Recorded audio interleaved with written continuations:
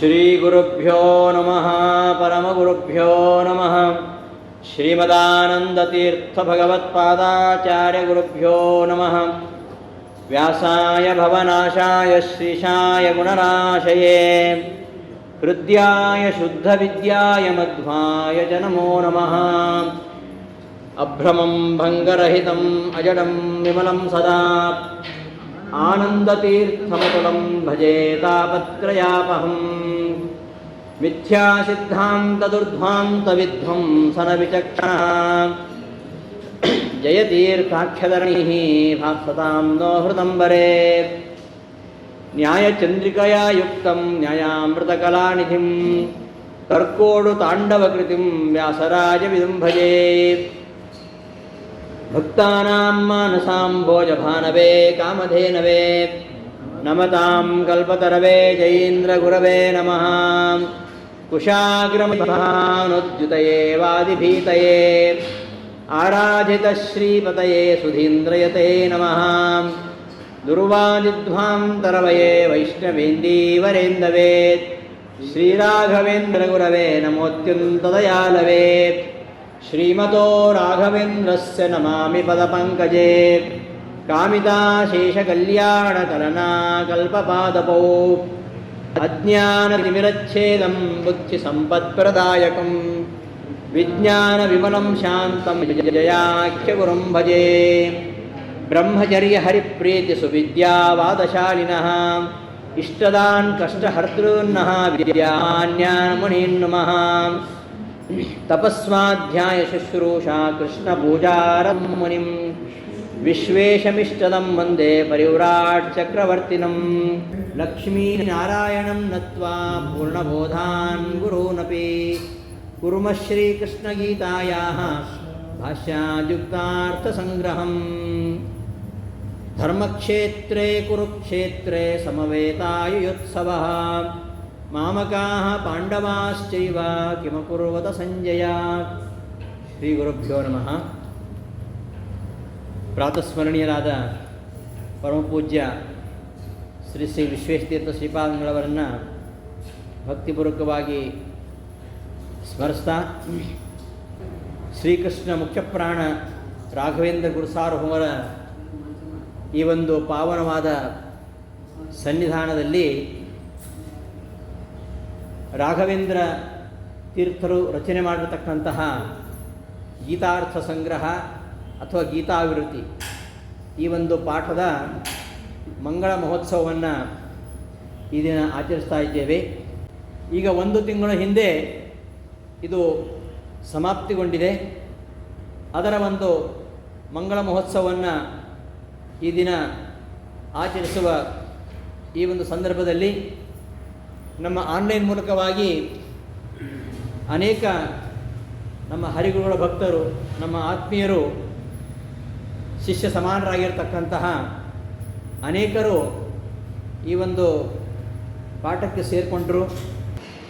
ಅವರೆಲ್ಲರನ್ನೂ ಕೂಡ ಇವತ್ತು ಕೃತಜ್ಞತಾಪೂರ್ವಕವಾಗಿ ನೆನಪಿಸ್ಕೊಳ್ತಾ ಈ ಒಂದು ಕೊನೆಯ ಸಂಚಿಕೆಯನ್ನು ಇವತ್ತು ರಾಘವೇಂದ್ರ ಗುರುಗಳ ಅಂತರ್ಯಾಮಿ ಆಗಿರತಕ್ಕಂತಹ ಮುಖ್ಯಪ್ರಾಣದ ಅಂತರ್ಯಾಮಿ ಅವರ ಆರಾಧ್ಯ ದೇವತೆ ಮೂಲರಾಮಾಭಿನ್ನ ನಮ್ಮ ಕುಲದೇವರಾಗಿರ್ತಕ್ಕಂತಹ ಶ್ರೀನಿವಾಸ ದೇವರ ಪದ ಸ್ಥಳದಲ್ಲಿ ಈ ವಚನ ಕುಸುಮಗಳನ್ನು ಸಮರ್ಪಿಸಲಿಕ್ಕೆ ಉದ್ಯುಕ್ತನಾಗಿದ್ದೇನೆ. ಶ್ರೀ ಗುರುಭ್ಯೋ ನಮಃ. ಲಕ್ಷ್ಮೀನಾರಾಯಣಂ ನತ್ವಾ ಪೂರ್ಣಬೋಧಾನ್ ಗುರೂನಪಿ ಕುರ್ಮಃ ಶ್ರೀಕೃಷ್ಣಗೀತಾಯಾಃ ಭಾಷ್ಯಾದ್ಯುಕ್ತಾರ್ಥ ಸಂಗ್ರಹಂ. ಭಗವದ್ಗೀತೆಗೆ ಅನೇಕ ವ್ಯಾಖ್ಯಾನಗಳು ರಚನೆಯಾಗಿವೆ. ಇವತ್ತು 66ಕ್ಕೂ ಹೆಚ್ಚು ಗೀತೆ ವ್ಯಾಖ್ಯಾನಗಳು ನಮಗೆ ಕನ್ನಡ, ಸಂಸ್ಕೃತ, ಹಿಂದಿ, ಮರಾಠಿ, ಇಂಗ್ಲೀಷ್ ಭಾಷೆಗಳಲ್ಲಿ ಉಪಲಬ್ಧ ಇವೆ. ಇವೆಲ್ಲದಕ್ಕೂ ಮುಕುಟಪ್ರಾಯವಾಗಿ ಶ್ರೀಮದಾಚಾರ್ಯರು ಈ ಭಗವದ್ಗೀತೆಗೆ ಭಗವದ್ಗೀತಾ ಭಾಷ್ಯ ಹಾಗೂ ಭಗವದ್ಗೀತಾ ತಾತ್ಪರ್ಯ ಅಂತ 2 ಅಪೂರ್ವವಾಗಿರ್ತಕ್ಕಂತಹ ಕೃತಿಗಳನ್ನು ರಚನೆ ಮಾಡುವ ಮೂಲಕವಾಗಿ ಯಾವ ಗೀತಾ ಅರ್ಥಕಾರರು ಬರೆದತಕ್ಕಂತಹ ಏನು ವ್ಯಾಖ್ಯಾನಗಳಿವೆ ಆ ಎಲ್ಲ ವ್ಯಾಖ್ಯಾನ ಇರತಕ್ಕಂತಹ ಅಸ್ವಾರಸ್ಯವನ್ನು ತೋರಿಸಿ ಶ್ರೀಕೃಷ್ಣನಿಗೆ ವೇದವ್ಯಾಸರಿಗೆ ಸಮ್ಮತವಾಗಿರತಕ್ಕಂತಹ ಅರ್ಥವನ್ನು ತೆರೆದಿಟ್ಟಿದ್ದಾರೆ.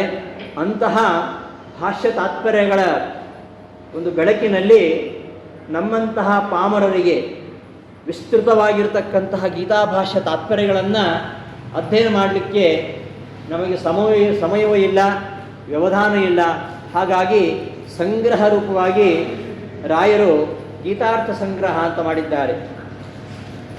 ಅನೇಕ ಗ್ರಂಥಗಳನ್ನು ಸಂಗ್ರಹ ರೂಪವಾಗಿ ಅದು ರಚನೆ ಮಾಡುವಂಥದ್ದು ಅದೊಂದು ಕೌಶಲ್ಯ, ಅದು ಎಲ್ಲರಿಗೂ ಬರುವುದಿಲ್ಲ. ಸಂಕ್ಷೇಪ ವಿಸ್ತಾರಾಭ್ಯಾಂಭಿ ಕಥಯಂತಿ ಮನೀಷಿಣಃ ಅಂತ ಒಂದು ವಿಷಯವನ್ನು ಸಂಕ್ಷೇಪವಾಗಿ, ವಿಸ್ತಾರವಾದ ವಿಷಯವನ್ನು ಸಂಕ್ಷೇಪವಾಗಿ ಹೇಳುವಂಥದ್ದು, ಸಂಕ್ಷೇಪವಾಗಿರತಕ್ಕಂತಹ ವಿಸ್ತಾರವಾಗಿ ಹೇಳುವಂಥದ್ದು ಅದೊಂದು ಕೌಶಲ್ಯ.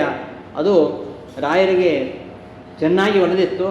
ಅಂತಹ ಗುರುಸಾರ್ವಭೌಮರ ಒಂದು ಕೃತಿ ಗೀತಾರ್ಥ ಸಂಗ್ರಹ, ಗೀತಾವಿವೃತಿ, ಅದನ್ನು ನಾವು ಆರಂಭ ಮಾಡಿದ್ದೇವೆ.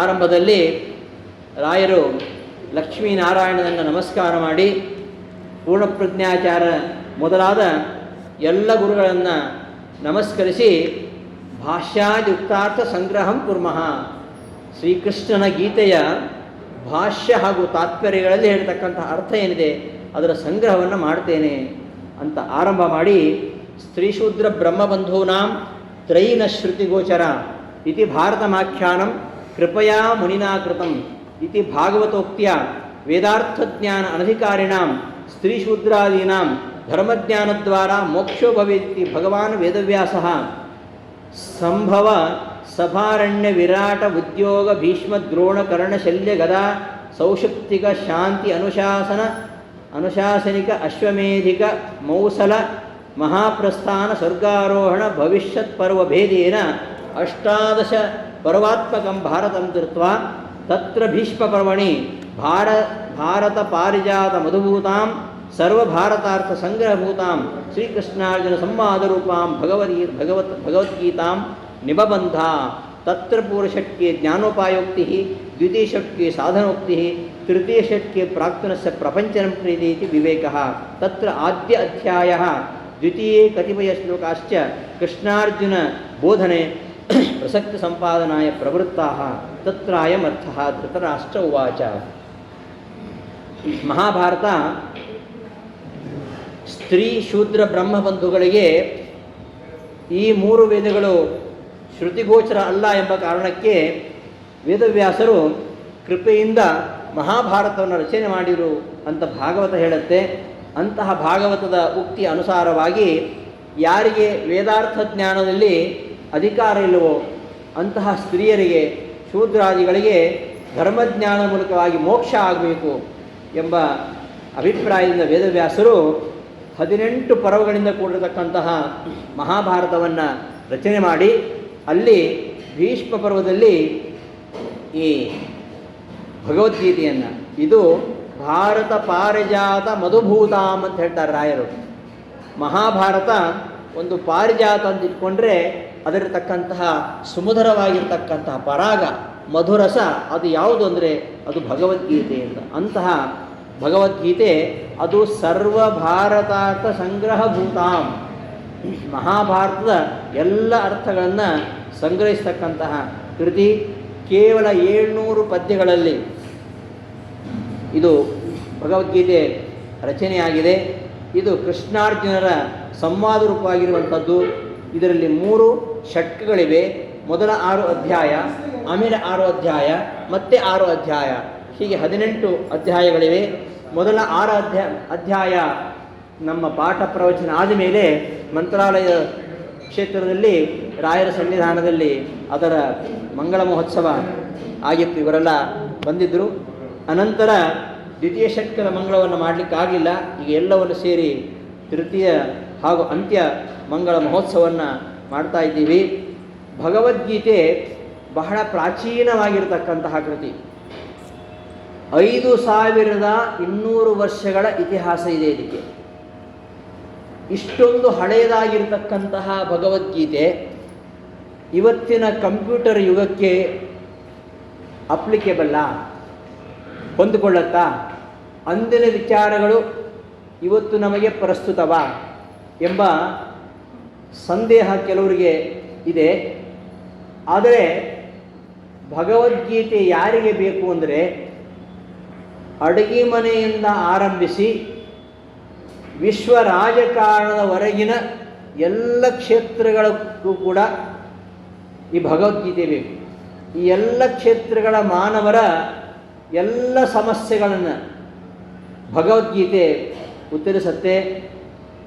ಭಗವದ್ಗೀತೆ ಈ ಮಾನವ ಹೇಗೆ ಬಾಳಬೇಕು, ಅವನು ಹೇಗೆ ಸತ್ಯಜೀವಿ ಆಗಬೇಕು, ಸಕಲ ಲೋಕಕ್ಕೆ ಕಲ್ಯಾಣವನ್ನು ಬಯಸಬೇಕು ಎಂಬ ಶಾಶ್ವತವಾದ ನಿತ್ಯ ನೂತನವಾಗಿರತಕ್ಕಂತಹ ಶ್ರೀಕೃಷ್ಣ ಏನು ಸಿದ್ಧಾಂತವನ್ನು ಬೋಧಿಸಿದ್ದಾನೆ ಅಂತಹ ಅವ ಧರ್ಮಗೋಪ್ತ ಅಂತ ಹೆಸರು ಅವನಿಗೆ, ಪರಮಾತ್ಮನಿಗೆ. ಧರ್ಮ ರಕ್ಷಣೆಗೋಸ್ಕರವಾಗಿ ಅವ ಇದನ್ನು ರಚನೆ ಮಾಡಿದ್ದಾನೆ. ಇದು ಇಂದಿನ ಕಾಲಕ್ಕಲ್ಲ, ಮುಂದಿನ ಶತಸಹಸ್ರಮಾನ ಕಾಲಕ್ಕೂ ಕೂಡ ಭಗವದ್ಗೀತೆ ಇದು ಪ್ರಸ್ತುತವೇ ಅಂತ ಹೇಳ್ಬೋದು. ಅಂತಹ ಒಂದು ಕೃತಿ ಇದು. ಪ್ರತಿದಿನ, ಪ್ರತಿ ಸಮಯ, ಪ್ರತಿ ಸಂದರ್ಭದಲ್ಲಿ ಮನುಷ್ಯನಿಗೆ ಅನೇಕ ತುಮುಲಗಳು ಉಂಟಾಗ್ತವೆ. ಅಂಥದ್ದೇ ಒಂದು ತುಮುಲ ಕುರುಕ್ಷೇತ್ರದಲ್ಲಿ ಅರ್ಜುನಿಗೆ ಬಂದಿರತಕ್ಕಂತಹ ತುಮುಲ. ಅದನ್ನು ಪರಿಹಾರ ಮಾಡಲಿಕ್ಕೋಸ್ಕರವಾಗಿ ಹೊರಟದ್ದು. ಆ ಕುರುಕ್ಷೇತ್ರದಲ್ಲಿ ಅರ್ಜುನ ಕೊನೆಗೆ ಕರಿಷ್ಯೇ ವಚನಂ ತವ, ನಿನ್ನ ಮಾತೇನಂದರೆ ನಡ್ಕೊಳ್ತೇನೆ ಅಂತ ಹೇಳಿದ್ದರಿಂದ ಅರ್ಜುನನಿಗೆ ಗೆಲುವಾಯಿತು. ಆದರೆ ಇಂದು ವ್ಯಕ್ತಿ ಏನು ಮಾಡ್ತಾ ಇದ್ದಾನೆ, ಇದ್ಯಾವುದನ್ನು ಆಧರಿಸದೆ, ಇದರಲ್ಲಿ ನಂಬಿಕೆ ಇಡದೆ ಅವ ಅಹಂಕಾರದಿಂದ ಇವತ್ತು ಗೆಲ್ತಾ ಇಲ್ಲ. ಇವತ್ತು ಅರ್ಜುನನಿಗೆ ಗೆಲುವಾಗ್ತಾ ಇಲ್ಲ. ಅಂದು ಅರ್ಜುನನಿಗೆ ಗೆಲುವಾಯಿತು, ದುರ್ಯೋಧನಿಗೆ ಸೋಲಾಯಿತು. ಇವತ್ತು ದುರ್ಯೋಧನನಿಗೆ ಗೆಲುವಾಗ್ತಾ ಇದೆ. ಅಂತಹ ಸನ್ನಿವೇಶವನ್ನು ನಾವು ನೋಡ್ತಾ ಇದ್ದೀವಿ.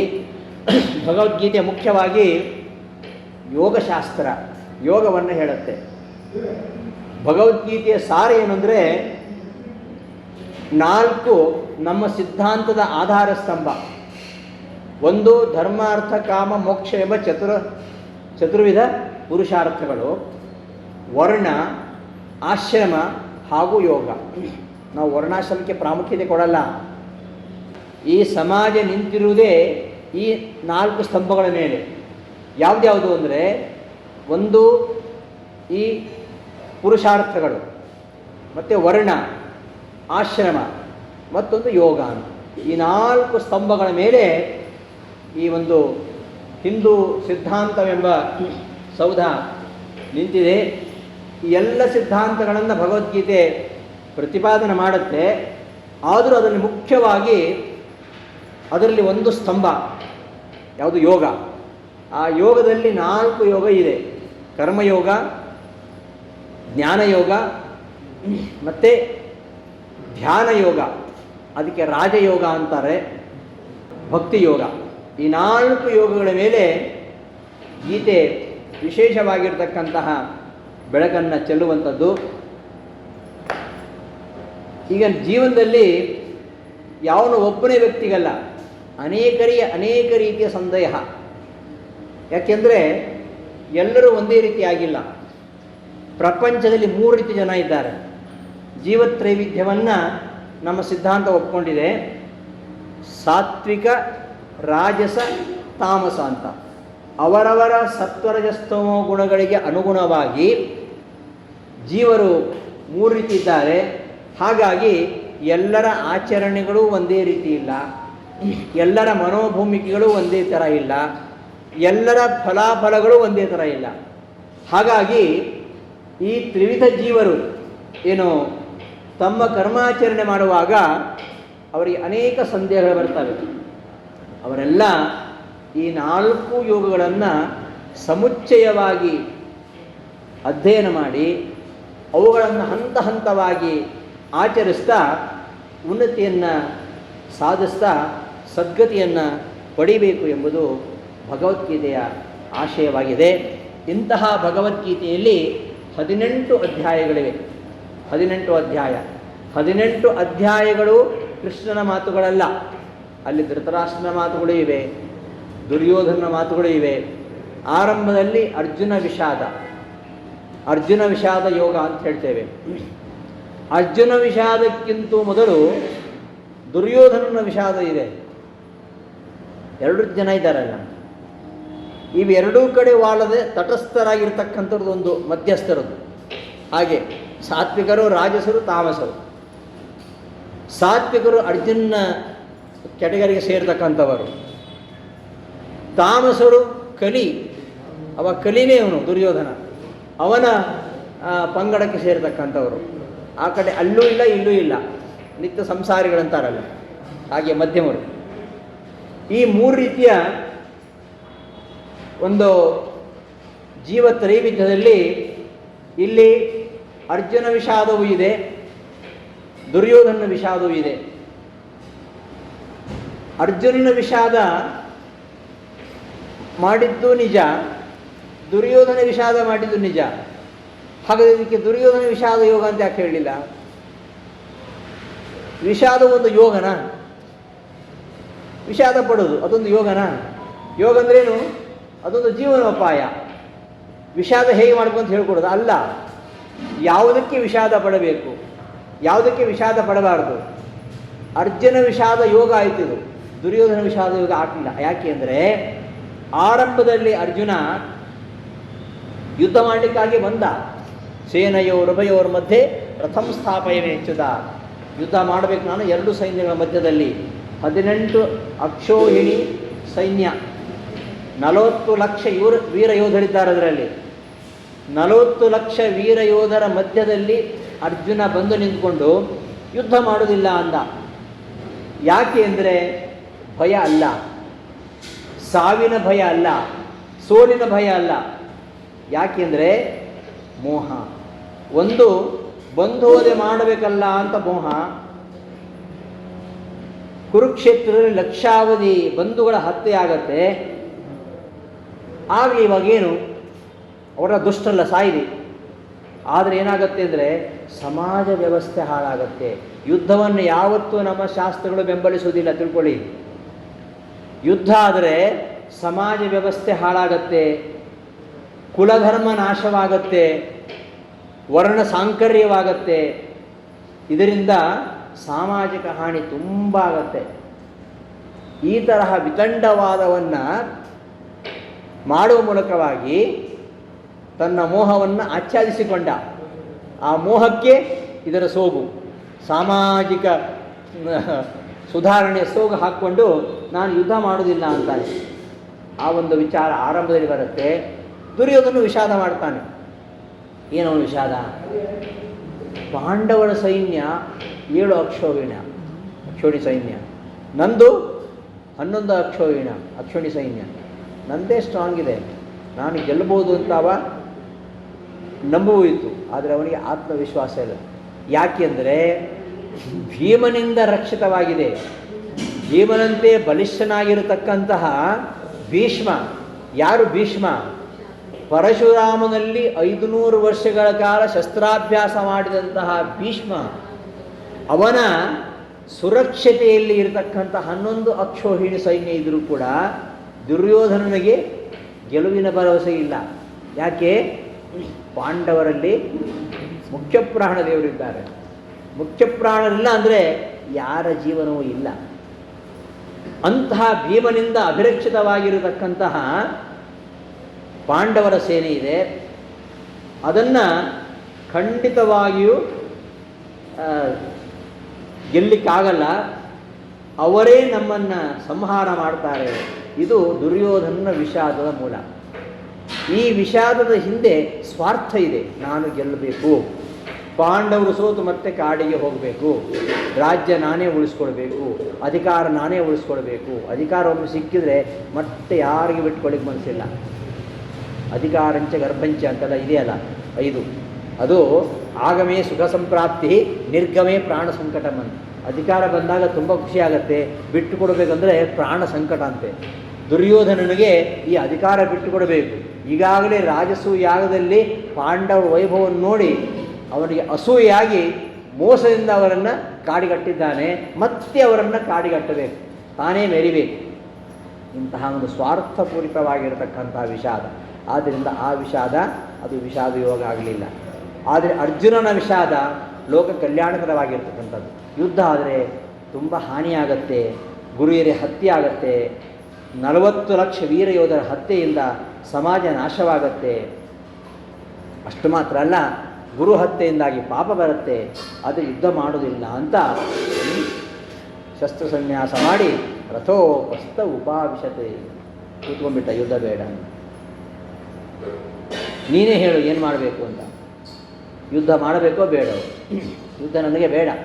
ನಕಾಂಕ್ಷೆ ವಿಜಯಂ ಕೃಷ್ಣ ನಚ ರಾಜ್ಯಂ ಸುಖಾನಿ ಚ ಕಿಮ್ನೋ ರಾಜ್ಯೇನ ಗೋವಿಂದ ಕಿಂ ಭೋಗೈ ಜೀವಿತೇನಮ. ರಾಜ್ಯ ಬೇಡ, ಭೋಗ ಬೇಡ. ಈ ಕೌರವರನ್ನು ನಾಶ ಮಾಡಿ ಅವರ ರಕ್ತದಿಂದ ಸಿಕ್ತವಾಗಿರ್ತಕ್ಕಂತಹ ಈ ವೈಭವ, ಈ ಅರಮನೆ ನನಗೆ ಸುಖ ಕೊಡೋದಿಲ್ಲ, ನೆಮ್ಮದಿಲ್ಲ, ನನಗೆ ಬೇಡ. ಆದ್ದರಿಂದ ಯೋಗ್ಯವಾದದ್ದು ಯಾವುದು ಅದನ್ನು ನೀನೇ ಹೇಳಬೇಕು ಅಂತಂದಾಗ ಕೃಷ್ಣ ಉತ್ತರ ಕೊಡ್ತಾನೆ. ಅದೇ ಭಗವದ್ಗೀತೆ. ಶ್ರೀಕೃಷ್ಣ ಅರ್ಜುನನಿಗೆ ಬೋಧನೆ ಮಾಡಿದ್ದು, ಅರ್ಜುನನನ್ನು ಕರುವನ್ನಾಗಿ ಮಾಡಿಕೊಂಡು ಎಲ್ಲ ಉಪನಿಷತ್ತುಗಳನ್ನು ಗೋಗಳನ್ನಾಗಿ ಮಾಡಿ ಸಮಸ್ತ ಲೋಕಕ್ಕೆ ಗೀತಾಮೃತ ಧಾರೆಯನ್ನು ಹರಿಸಿದವ ಶ್ರೀಕೃಷ್ಣ ಪರಮಾತ್ಮ. ಅವನೇ ಗುರು. ಕೃಷ್ಣಂ ಒಂದೇ ಜಗದ್ಗುರು. ಅಂತಹ ಜಗದ್ಗುರುವಾಗಿರ್ತಕ್ಕಂತಹ ಕೃಷ್ಣ ಗೀತಾಚಾರ್ಯ. ಅಂತಹ ಗೀತಾಚಾರ್ಯ ಶ್ರೀಕೃಷ್ಣ ಹೇಳಿದ. ಏನು ಹೇಳಿದ? ಏನೇನೋ ಶಾಸ್ತ್ರ ಹೇಳಲಿಕ್ಕೆ ಶುರು ಮಾಡಿದ. ಯುದ್ಧ ಮಾಡಬೇಕು ಬೇಡ, ಅಷ್ಟೇ ಹೇಳೋದು, ಮಾಡು ಇಲ್ಲ ಬಿಡು. ಇದೆಲ್ಲ ಯಾಕೆ? ಬಳಸು ದಾರಿ ಯಾಕೆ? ಧರ್ಮೋಪದೇಶ ಯಾಕೆ ಮಾಡಿದ? ಯುದ್ಧ ಮಾಡು, ಮುಗೀತು. ಬೇಡವಾ? ಬೇಡ. ಇಷ್ಟು ದೀರ್ಘವಾದ ಉಪದೇಶ ಇದನ್ನು ಯಾಕೆ ಮಾಡಬೇಕಾಗಿತ್ತು ಅನ್ನೋ ಪ್ರಶ್ನೆ ಕೆಲವು ಬರ್ತದೆ. ಕೃಷ್ಣನ ಬಗ್ಗೆ ನೂರಾರು ಆಕ್ಷೇಪಗಳು ಇವತ್ತಿಗೂ ಇದೆ. ಯಾಕೆಂದರೆ ಕೃಷ್ಣನ ಅರ್ಥಕೊಳ್ಳಿಕ್ಕೆ ಯಾರಿಗೂ ಆಗಲ್ಲ, ಅಂತಹ ವ್ಯಕ್ತಿತ್ವ ಅವನು. ಈ ಗುರು ಹಿರಿಯರು ಬಂಧುಗಳು ಇವರನ್ನು ಕೊಂದು ರಾಜ್ಯ ಸಂಪಾದಿಸ್ಬೋದು, ಆದರೆ ಪಾಪ ನಮ್ಮ ಬೆನ್ನು ಹತ್ತತ್ತೆ. ಅದರಲ್ಲಿ ಭೀಷ್ಮ, ದ್ರೋಣ ಇವರ ದೇಹ ಚಿನ್ನ ಭಿನ್ನವಾಗ್ತದೆ. ಆದ್ದರಿಂದ ನಾನು ಯುದ್ಧ ಮಾಡೋದಿಲ್ಲ ಅಂತ ಹೇಳಲಿಕ್ಕೆ ಅದರ ಹಿಂದೆ ಇರತಕ್ಕಂತಹ ಮೂಲ ಯಾವುದು ಅಂದರೆ ಮೋಹ. ಆ ಮೋಹವನ್ನು ಕತ್ತರಿಸಬೇಕು ಅಂತಾದರೆ ಶಾಸ್ತ್ರ ಬೋಧನೆ ಮಾಡಬೇಕಾಗ್ತದೆ. ಆ ಮೋಹವನ್ನು ಕತ್ತರಿಸಬೇಕಾದ್ರೆ ಜೀವನಿಗೆ ಸಾವಿಲ್ಲ, ಜೀವನಿತ್ಯ, ಜೀವ ಅನಾದಿ ನಿತ್ಯ. ಈ ದೇಹ ನಶ್ವರ, ಇದು ಯಾವತ್ತಾದರೂ ಒಂದು ದಿವಸ ಅಳಿಯಲೇಬೇಕು. ಜೀವ ಅಮರ, ಈ ಜೀವಕ್ಕೆ ಆತ್ಮನಿಗೆ ನಾಶ ಇಲ್ಲ. ಇದನ್ನು ಯಾರು ಏನು ಮಾಡಲಿಕ್ಕಾಗಿಲ್ಲ. ನೈನಂ ಚಿಂತಂತಿ ಶಸ್ತ್ರಾಣಿ ನೈನಂ ದಹತಿ ಪಾವಕಃ ನಚೈನಂ ಕ್ಲೇದಯಂತ್ಯಾಪೋ ನಶೋಷಯತಿ ಮಾರುತಃ. ಈ ಯಾವುದೇ ಈ ಶಸ್ತ್ರ ತುಂಡರಿಸಲಿಕ್ಕೆ ಸಾಧ್ಯ ಇಲ್ಲ, ನೀರು ತೋಯಿಸುವುದಿಲ್ಲ, ಅಗ್ನಿ ಸುಡುವುದಿಲ್ಲ, ಬಿಸಿಲು ಒಣಗಿಸುವುದಿಲ್ಲ. ಯಾವುದನ್ನು? ಜೀವವನ್ನು. ಅಂತಹ ಜೀವ ಯಾವತ್ತೂ ನಾಶವಾಗುವುದಿಲ್ಲ. ಅಂತಹ ಜೀವಕ್ಕೆ ದುಃಖ ಪಡಬೇಕಾಗಿಲ್ಲ. ದೇಹ ನಾಶವಾದರೂ ಕೂಡ ಅದಕ್ಕೆ ದುಃಖ ಪಡಬೇಕಾಗಿಲ್ಲ. ಯಾಕೆಂದರೆ ಈ ದೇಹ ಹೋದರೂ ಕೂಡ ಮತ್ತೆ ದೇಹ ಬರುತ್ತೆ. ದೇಹ ಹೋಗೋದ್ರಿಂದ ನಮಗೆ ದುಃಖ ಆಗತ್ತಲ್ಲ ಅಂದರೆ ನಿನಗೆ ಅಭಿಮಾನದಿಂದಕ್ಕೆ ದುಃಖ ಆಗತ್ತೆ. ಅಭಿಮಾನ ಬಿಡುವಂತ. ಅಭಿಮಾನವೇ ಎಲ್ಲ ದುಃಖಕ್ಕೆ ಮೂಲ. ಆ ಅಭಿಮಾನವನ್ನು ಬಿಟ್ಟರೆ ನಿನಗೆ ಯಾವ ಮೋಹವೂ ಇಲ್ಲ, ದುಃಖ ಇಲ್ಲ. ಈ ಅಭಿಮಾನ ಬಿಟ್ಟು ಬಿಡು.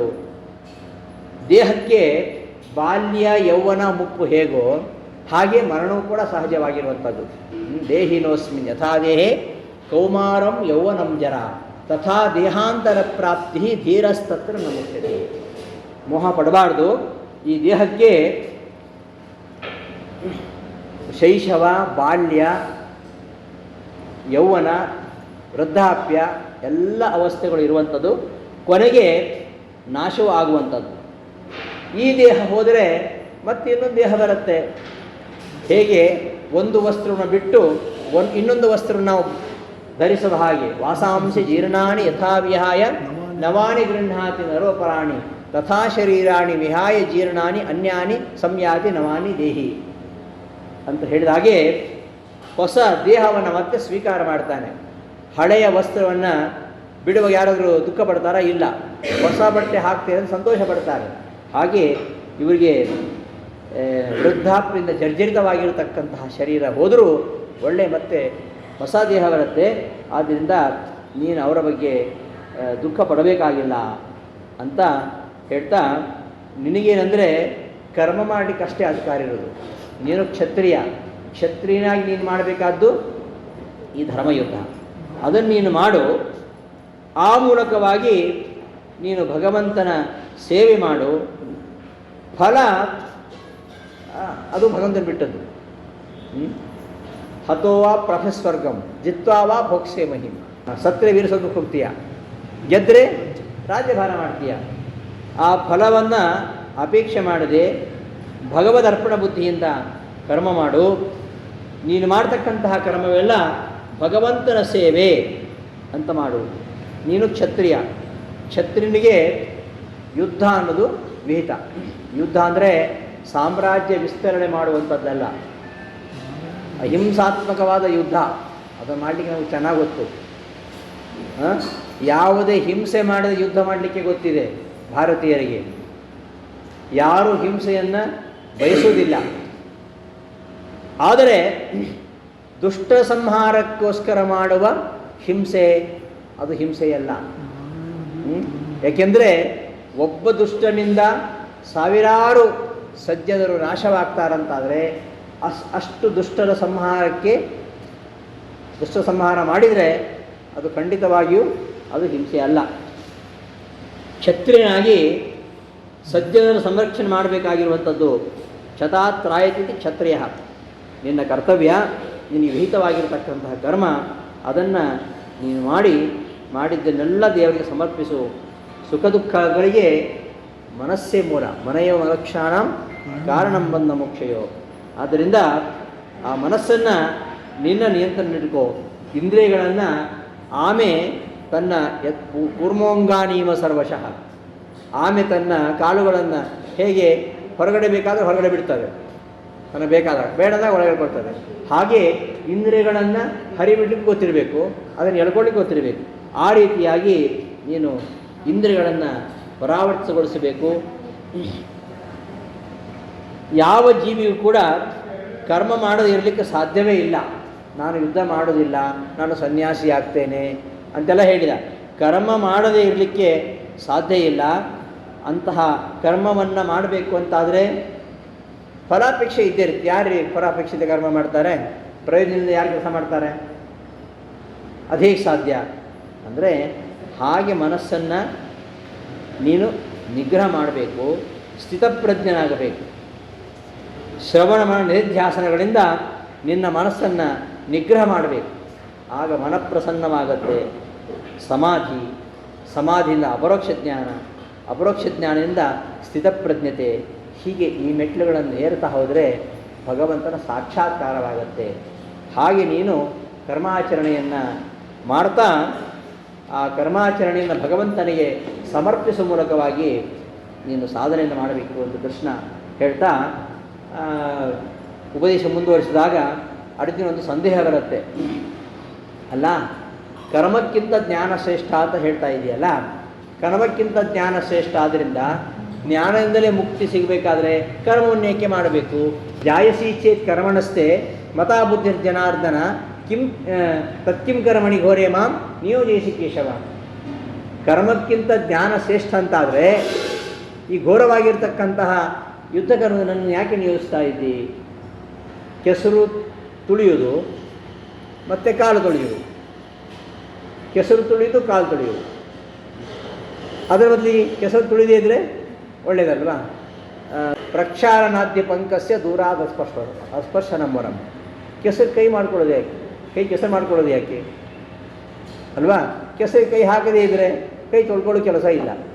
ಹಾಗೆ ಇಂತಹ ಪಾಪದ ಕರ್ಮ ಮಾಡೋದು ಅಲ್ವಾ, ಮತ್ತೆ ಅದರ ಫಲ ಅನುಭವಿಸಬೇಕು.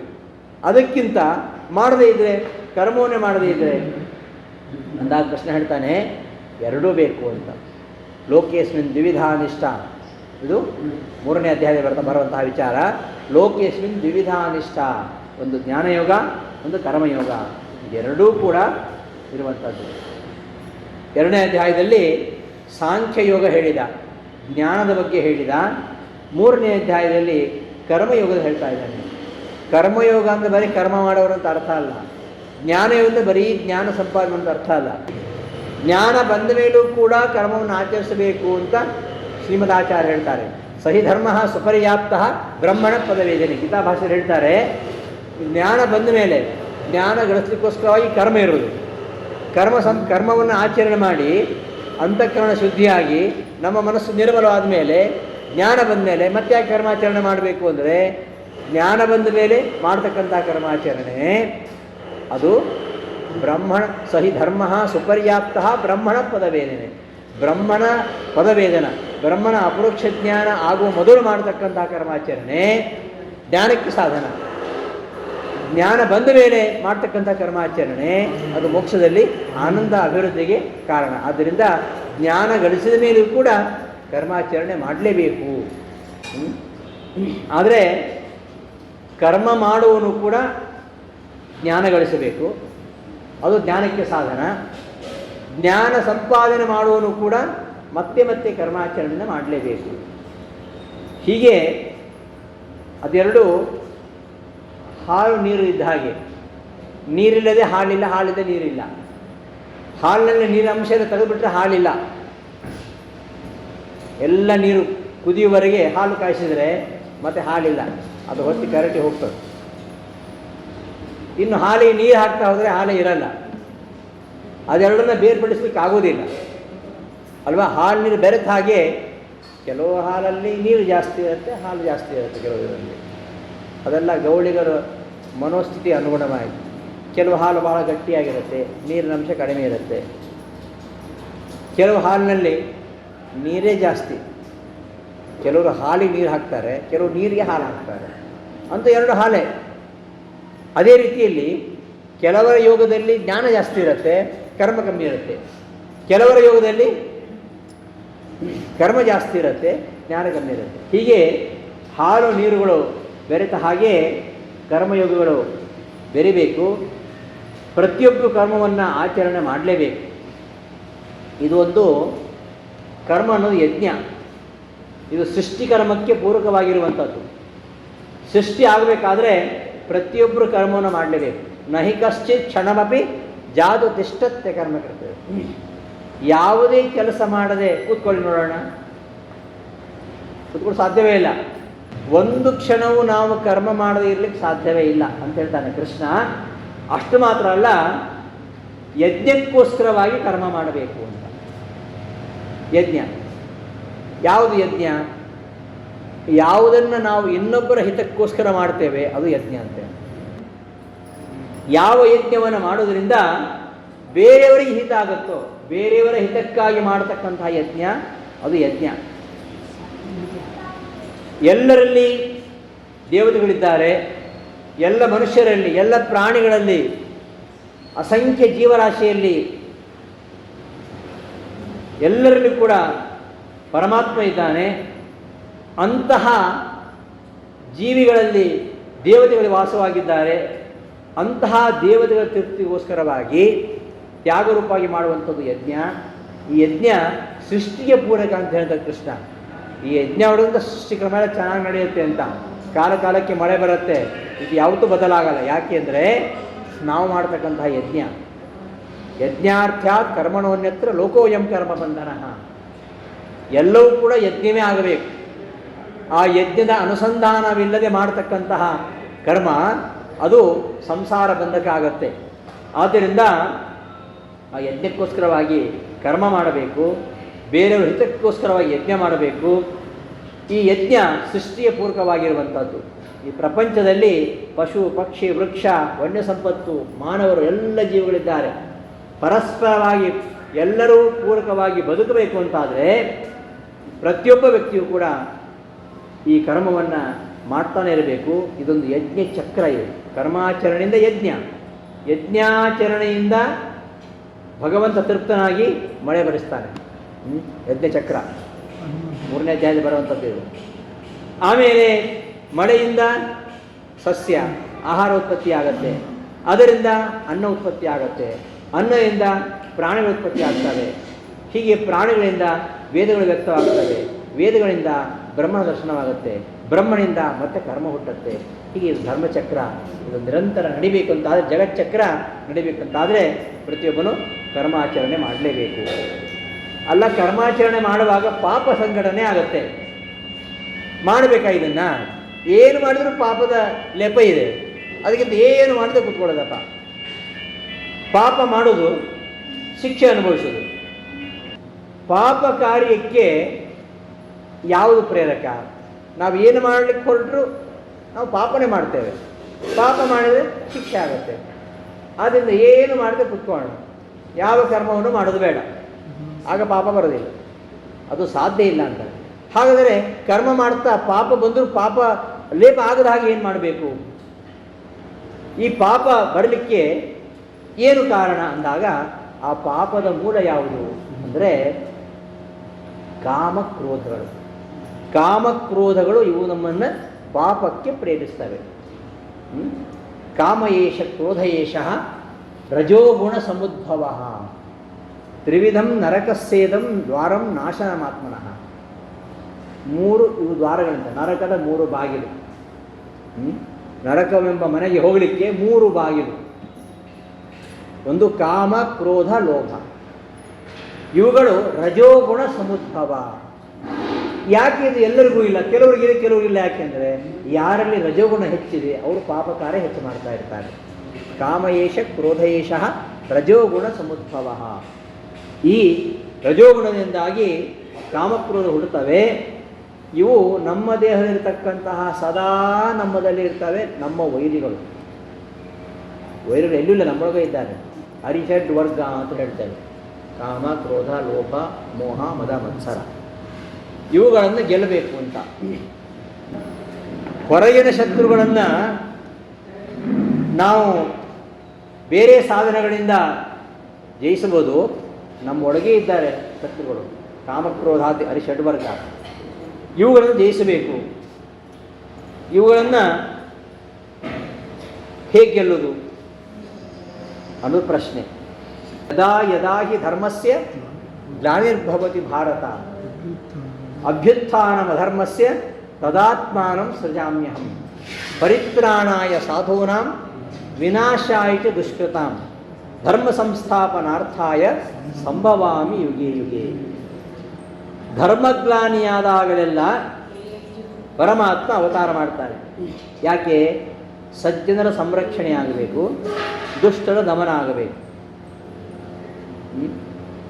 ಗಜೇಂದ್ರನನ್ನು, ದ್ರೌಪದಿಯನ್ನು, ಧ್ರುವ, ಪ್ರಹ್ಲಾದ ಮೊದಲಾದವರನ್ನು ರಕ್ಷಣೆ ಮಾಡಲಿಕ್ಕೋಸ್ಕರವಾಗಿ ಭಗವಂತ ಬಂದ. ಅಂತಹ ಜನ ಒಂದು ಕಡೆ ಇದ್ದಾರೆ. ಅವರನ್ನು ರಕ್ಷಣೆ ಮಾಡಲಿಕ್ಕೆ ಪರಮಾತ್ಮ ಅವತಾರ ಮಾಡ್ತಾನೆ.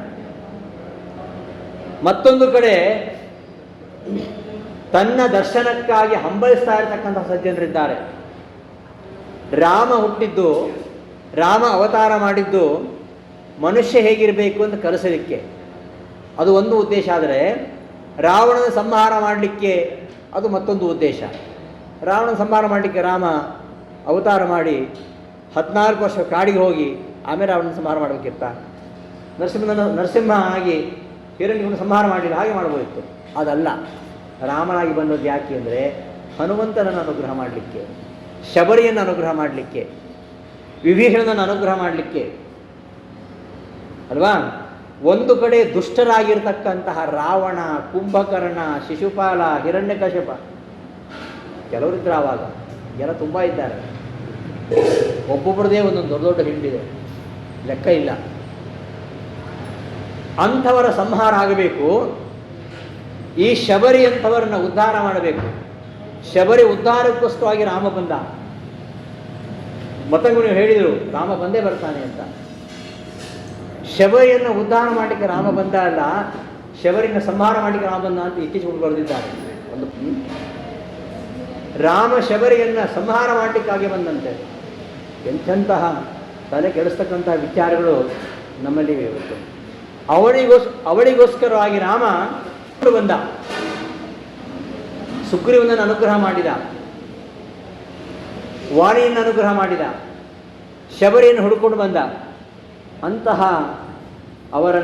ಅವರಿಗೆ ದರ್ಶನ ಕೊಡಬೇಕು. ಭೀಷ್ಮನಿಗೆ ದರ್ಶನ ಕೊಟ್ಟ. ಭೀಷ್ಮ ಕೃಷ್ಣನ ದರ್ಶನ ಮಾಡಿದ್ದಾನೆ. ಉಳಿದವರು ನೋಡಿದ್ದಾರೆ, ಕೃಷ್ಣನನ್ನು ಕೃಷ್ಣನಾಗಿ ನೋಡಲಿಲ್ಲ, ಒಬ್ಬ ಗೊಲ್ಲ ಅಂತ ನೋಡಿದ್ದು. ನಿಜವಾಗಿ ಕೃಷ್ಣನ ನೋಡಿದವರು ಭೀಷ್ಮ, ವಿದುರ. ರಾಮನನ್ನು ಗುಹ ನೋಡಿದ್ದಾನೆ, ಶಬರಿ ನೋಡಿದ್ದಾಳೆ, ಸುಧಾಮ ಸಾಕ್ಷಾತ್ ಕೃಷ್ಣನನ್ನು ಕಂಡಿದ್ದಾನೆ. ಇಂಥವರಿಗೆ ದರ್ಶನ, ಕೆಲವರಿಗೆ ದರ್ಶನ, ಕೆಲವರಿಗೆ ಸ್ಪರ್ಶನ, ಕೆಲವರಿಗೆ ಪಾದ ಸೇವನ, ಕೆಲವರಿಗೆ ಸಖ್ಯ. ಶ್ರವಣಂ ಕೀರ್ತನಂ ವಿಷ್ಣೋ ಸ್ಮರಣಂ ಪಾದಸೇವನಂ ಅರ್ಚನಂ ವಂದನಂ ದಾಸ್ಯಂ ಸಖ್ಯಂ ಆತ್ಮನಿವೇದನಂ. ನವವಿಧವಾಗಿರತಕ್ಕಂತಹ ಸಾಧನೆಗಳನ್ನು ಕೊಟ್ಟು ಅವರಿಗೆ ಉತ್ತಮವಾಗಿರ್ತಕ್ಕಂಥ ಗತಿಯನ್ನು ಪ್ರಕಟಗೊಳಿಸಲಿಕ್ಕೋಸ್ಕರವಾಗಿ ನಾನು ಅವತಾರ ಮಾಡ್ತೇನೆ ಅಂತ 4ನೇ ಅಧ್ಯಾಯದಲ್ಲಿ ಹೇಳ್ತಾ, ನೀನು ಕರ್ಮವನ್ನು ಮಾಡು, ಫಲೇಚ್ಛಾರಹಿತನಾಗಿ ಭಗವದ್ ಅರ್ಪಣ ಬುದ್ಧಿಯಿಂದ ಮಾಡು, ಅರಿಷಡ್ ವರ್ಗಗಳನ್ನು ನಿಯಂತ್ರಣ ಮಾಡು, ಆಗ ಅದು ಯಜ್ಞವಾಗತ್ತೆ. ನಾವು ಫಲೇಚ್ಛಾರಹಿತವಾಗಿ ಮಾಡ್ತಕ್ಕಂಥ ಎಲ್ಲ ಕರ್ಮಗಳು ಯಜ್ಞ. ನಾವು ಮಾಡ್ತಕ್ಕಂಥ ಇಂದ್ರಿಯ ನಿಗ್ರಹವು ಯಜ್ಞ. ಅನೇಕ ವಿಧವಾಗಿರ್ತಕ್ಕಂಥ ಯಜ್ಞಗಳನ್ನು 4ನೇ ಅಧ್ಯಾಯದಲ್ಲಿ ಹೇಳ್ತಾನೆ. ಇಂದ್ರಿಯ ನಿಗ್ರಹವು ಒಂದು ಯಜ್ಞ, ಪ್ರಾಣಾಯಾಮವು ಒಂದು ಯಜ್ಞ, ಹಾಗೆಯೇ ದ್ರವ್ಯ ಸಂಪಾದನೆ ಮಾಡಿ ಅದನ್ನು ದಾನ ಮಾಡುವುದು ಒಂದು ಯಜ್ಞ, ಅದಕ್ಕಿಂತಲೂ ಶ್ರೇಷ್ಠವಾಗಿರುವಂಥದ್ದು ಸ್ವಾಧ್ಯಾಯ ಯಜ್ಞ, ಅದಕ್ಕಿಂತ ಶ್ರೇಷ್ಠವಾಗಿರುವಂಥದ್ದು ಜ್ಞಾನಯಜ್ಞ. ಹೀಗೆ ನಿತ್ಯವೂ ಯಜ್ಞವನ್ನು ಆಚರಿಸಬೇಕು, ತ್ಯಾಗ ಮಾಡಬೇಕು, ಸಮರ್ಪಣೆ ಮಾಡಬೇಕು. ಇದೆಲ್ಲವೂ ಕೂಡ ಯಜ್ಞ. ಈ ಎಲ್ಲ ಯಜ್ಞಗಳಿಗಿಂತಲೂ ಶ್ರೇಷ್ಠವಾಗಿರತಕ್ಕಂತಹ ಯಜ್ಞ ಅಂದರೆ ನಹಿ ಜ್ಞಾನೇನ ಸದೃಶಂ ಪವಿತ್ರಮಿಹ ವಿದ್ಯತೆ. ಜ್ಞಾನಕ್ಕೆ ಸದೃಶವಾಗಿರತಕ್ಕಂತಹ ಯಜ್ಞ ಮತ್ತೊಂದಿಲ್ಲ. ಅದನ್ನು ಹೇಗೆ ಗಳಿಸಬೇಕು ಅಂದರೆ ಗುರುಮುಖೇನ ಅಧ್ಯಯನ ಮಾಡಬೇಕು. ಸತ್ಯಕಾಮ ಗುರುಗಳ ಬಳಿಗೆ ಹೋದ, ನನಗೆ ಜ್ಞಾನೋಪದೇಶ ಮಾಡಿ ಅಂತ. ಗುರುಗಳು 400 ಹಸು ಕೊಡ್ತಾರೆ, ಇವುಗಳು ಸೇವೆ ಮಾಡುವಂಥ. 400 ಹಸುಗಳು 1000 ಹಸುಗಳಾಗಬೇಕು, ಅಲ್ಲಿವರೆಗೆ ಸೇವೆ ಮಾಡುವಂಥ. ಎಷ್ಟು ವರ್ಷ ಬೇಕು? ಅಷ್ಟು ವರ್ಷಗಳ ಕಾಲ ಗೋಸೇವೆ ಮಾಡ್ತಾನೆ ಸತ್ಯಕಾಮ. ಮಾಡಿದ ಮೇಲೆ ಅವನಿಗೆ ಸಾಕ್ಷಾತ್ ವಾಯುದೇವರು ಬರ್ತಾರೆ, ವರುಣ ಬರ್ತಾನೆ, ಅಗ್ನಿ ಬರ್ತಾನೆ, ಇವರೆಲ್ಲ ಉಪದೇಶ ಮಾಡ್ತಾರೆ, ಯಮ ಬರ್ತಾನೆ. 4 ದೇವತೆಗಳು ಗುರುಗಳಾಗಿ ಉಪದೇಶ ಮಾಡಿದರೂ ಕೂಡ ಆ ಉಪದೇಶವನ್ನು ಪಡೆದು ಇವ ಬಂದು ಗುರುಗಳು ಹೇಳ್ತಾನೆ, ದೇವರಿಗೆ ನನಗೆ ಉಪದೇಶ ಮಾಡಿದ್ದಾರೆ, ಆದರೂ ಕೂಡ ಅವರು ಮಾಡಿದ ಉಪದೇಶಕ್ಕಿಂತ ಗುರುಗಳಾಗಿ ನೀವು ಮಾಡುವ ಉಪದೇಶವೇ ಹೆಚ್ಚು. ಆದ್ದರಿಂದ ಗುರುಗಳಲ್ಲಿ ಭಕ್ತಿಯನ್ನು ಕೊಡುವಂಥ ತ್ರಿಕುಂಡಿತಾಚಾರ್ಯರು 4 ಬಾರಿ ಭಕ್ತಿ ಹೇಳ್ತಾರೆ. ಹರಿಗುರುಗಳಲ್ಲಿ ಭಕ್ತಿಯನ್ನು ಕೊಡೋದು ಮತ್ತೆ ಕೇಳ್ತಾರೆ ತ್ರಿಕುಂಡಿತಾಚಾರ್ಯರು. ಯಾಕೆ ಅಂದರೆ ನಮ್ಮ ವಿದ್ಯೆ ಗುರುಮುಖೇನ ಬರಬೇಕು. ಶಂಖೆಯಿಂದ ಬಂದರೆ ತೀರ್ಥ ಅಂತಾರಲ್ಲ, ಗುರುಮುಖೇನ ವಿದ್ಯೆ ಬರಬೇಕು. ನಾನು ಹೀಗೆ ಓದ್ಕೊಳ್ತೇನೆ ಅಂದರೆ ಆಗೋದಿಲ್ಲ. ಅಂತಹ ಗುರುಗಳ ಒಂದು ಪರಿಪ್ರಶ್ನೆ, ಸೇವೆ, ಇವುಗಳ ಮೂಲಕವಾಗಿ ಗುರುಮುಖದಿಂದ ಜ್ಞಾನವನ್ನು ಪಡಿಬೇಕು. ಅಂತಹ ಶ್ರದ್ಧೆಯನ್ನು ಹೊಂದಬೇಕು. ಶ್ರದ್ಧಾವಾನ್ ಲಭತೆ ಜ್ಞಾನಂ. ಶ್ರದ್ಧೆ ಇದ್ದರೆ ಜ್ಞಾನ ದೊರಕ್ತದೆ. ಶ್ರದ್ಧೆ ಇಲ್ಲ ಅಂತಾದರೆ ಸಂಶಯಾತ್ಮ ವಿನಶ್ಯತಿ. ಕೃಷ್ಣ ಹೇಳ್ತಾನೆ. ಹೀಗೆ ಸಂಶಯರಹಿತವಾಗಿರ್ತಕ್ಕಂತಹ ಶುದ್ಧ ಜ್ಞಾನ ಬಂದರೆ ನಾವು ಮಾಡಿರ್ತಕ್ಕಂಥ ಕರ್ಮ ಎಲ್ಲ ಸುಡುತ್ತಾ ಹೋಗ್ತದೆ. ಆದ್ದರಿಂದ ಜ್ಞಾನ ಗಳಿಸಿದರೆ, ವಿಷ್ಣು ತತ್ವಜ್ಞಾನ ಗಳಿಸಿದರೆ, ನಾವು ನಿತ್ಯ ಕರ್ಮಾಚರಣೆ ಮಾಡುವಾಗ ಯಾವುದಾದ್ರೂ ನಮ್ಮಲ್ಲಿ ಲೋಪದೋಷಗಳು ಆಗೇ ಆಗತ್ತೆ. ಅದಿಲ್ಲದೆ ನಮಗೆ ಮಾಡಲಿಕ್ಕೆ ಸಾಧ್ಯನೇ ಇಲ್ಲ. ಆ ಎಲ್ಲ ಕರ್ಮ ಸಂಚಯವನ್ನು ನಾವು ಮಾಡತಕ್ಕಂತಹ ಇಂತಹ ಒಂದು ಜ್ಞಾನ ಸಂಪಾದನೆ, ಪರಿಶುದ್ಧ ಜ್ಞಾನದಿಂದ ಆ ಎಲ್ಲ ಪಾಪಗಳು ಕೂಡ ನಾಶವಾಗ್ತವೆ. ಈ ವಿಚಾರವನ್ನು ಕೃಷ್ಣ ಹೇಳ್ತಾ, ಅಲ್ಲಪ್ಪ ನೀನು ಹೇಳ್ತೀಯ ನಿಷ್ಕಾಮ ಕರ್ಮ ಮಾಡುವಂತೀಯ, ಇನ್ನೊಮ್ಮೆ ನೀನು ಕರ್ಮಾಚರಣೆ ಮಾಡು ಜ್ಞಾನ ಗಳಿಸುವಂತೀಯ, ಇನ್ನೊಮ್ಮೆ ಕರ್ಮ ಸನ್ಯಾಸ ಮಾಡುವಂತೀಯ. ಹಾಗಾದರೆ ಕರ್ಮವನ್ನು ಆಚರಿಸಬೇಕು, ಕರ್ಮ ಸನ್ಯಾಸ ಮಾಡಬೇಕು, ಇದರಲ್ಲಿ ಯಾವ ಶ್ರೇಷ್ಠ ಅನ್ನೋ ಪ್ರಶ್ನೆ ಬಂದಾಗ 5ನೇ ಅಧ್ಯಾಯದಲ್ಲಿ ಕೃಷ್ಣ ಹೇಳಿದ, ಭಗವದರ್ಪಣ ಬುದ್ಧಿಯಿಂದ ಮಾಡತಕ್ಕಂತಹ ಕರ್ಮಯೋಗ, ಇದನ್ನು ತುಂಬ ಬಹಳ ವಿವರಿಸಿ ಹೇಳಿದ್ದೇನೆ ನಾನು ಪಾಠದಲ್ಲಿ. ಭಗವದರ್ಪಣ ಬುದ್ಧಿಯಿಂದ ಮಾಡತಕ್ಕಂತಹ ಕರ್ಮಯೋಗ, ಕಾಮಾದಿ ವರ್ತಿನರೂಪವಾಗಿರ್ತಕ್ಕಂತಹ ಸನ್ಯಾಸ, ಇವೆರಡು ಮೇಲ್ನೋಟಕ್ಕೆ ಬೇರೆ ಬೇರೆ ಕಾಣುತ್ತೆ, ಆದರೆ ವಾಸ್ತವ ಎರಡೂ ಒಂದೇ. ಹಾಗಾಗಿ ನಮಗೆ 5ನೇ ಅಧ್ಯಾಯದಲ್ಲೂ ಗೊಂದಲ ಬರುತ್ತೆ, 17ನೇ ಅಧ್ಯಾಯದಲ್ಲೂ ಗೊಂದಲ ಬರುತ್ತೆ, ಕೊನೆಗೆ 18ನೇ ಅಧ್ಯಾಯದಲ್ಲಿ ಸ್ಪಷ್ಟಪಡಿಸ್ತಾನೆ ಕೃಷ್ಣ. ಅದೆರಡು ಬೇರೆ ಬೇರೆ ಹೌದು, ಅದೆರಡು ಒಂದೇ ಹೌದು ಅಂತ. ಅದೆಲ್ಲ ಬೇರೆ ಬೇರೆಯಾಗಿ ನಮಗೆ ಕಾಣುತ್ತೆ, ಆದರೆ ಅದು ಬೇರೆ ಬೇರೆ ಅಂತ ಭಾವಿಸಬಾರದು. ಕರ್ಮ ಸನ್ಯಾಸಕ್ಕಿಂತ ಕರ್ಮಯೋಗವೇ ವಿಶಿಷ್ಟ. ಕರ್ಮಾಚರಣೆ ಮಾಡಲೇಬೇಕು, ಕರ್ಮ ಸನ್ಯಾಸ ಮಾಡಲಿಕ್ಕಿಲ್ಲ. ಈ ದ್ವಂದ್ವತ್ಯಾಗ ಹೇಳಿದ್ನಲ್ಲ, ಸುಖ ದುಃಖೇ ಸಮೀಕೃತ್ವ ಲಾಭವು ಜಯಾಜಯವು, ಆ ದ್ವಂದ್ವಗಳನ್ನು ಬಿಡಬೇಕು ಅಂತ, ಅದೆಲ್ಲ ಮಾಡಬೇಕು. ದ್ವಂದ್ವ ತ್ಯಾಗ ಮಾಡಬೇಕು. ಆ ಒಂದು ಸನ್ಯಾಸಕ್ಕಿಂತಲೂ ಕೂಡ ಭಗವಂತನ ಪೂಜೆ ಶ್ರೇಷ್ಠವಾಗಿರುವಂಥದ್ದು. ಯೋಗ ಸನ್ಯಾಸ ಮತ್ತು ತ್ಯಾಗ ಇವುಗಳ ಫಲ ಒಂದೇ ಅಂತ. ಸಾಧನಗಳು ಬೇರೆ ಬೇರೆ, ಆದರೆ ಯೋಗ ಸನ್ಯಾಸ ಮತ್ತು ತ್ಯಾಗ ಎರಡು ಬೇರೆ ಬೇರೆಯಾಗಿ ಕಂಡರೂ ಕೂಡ ಅವುಗಳ ಫಲ ಅದು ಒಂದೇ. ಆದ್ದರಿಂದ ಅವೆರಡನ್ನು ಪ್ರತ್ಯೇಕವಾಗಿ ಆಚರಿಸಬಹುದು ಅಥವಾ ಒಟ್ಟಿಗೆ ಆಚರಿಸಬಹುದು. ನಾವು ಸನ್ಯಾಸ ಅಂದ್ಕೊಳ್ಳೆ ಕಾವಿ ಧರಿಸಿ ಪರಿವ್ರಾಜಕರಾಗ್ತೀವಲ್ಲ, ಅದೇ ಸನ್ಯಾಸ ಅಂತ ತಿಳ್ಕೊಂಡಿದ್ದೇವೆ. ಅದು ಕಾವಿಧರಣ ಮಾಡಿ ಪರಿವ್ರಾಜಕನ ಸನ್ಯಾಸ ಅಲ್ಲ.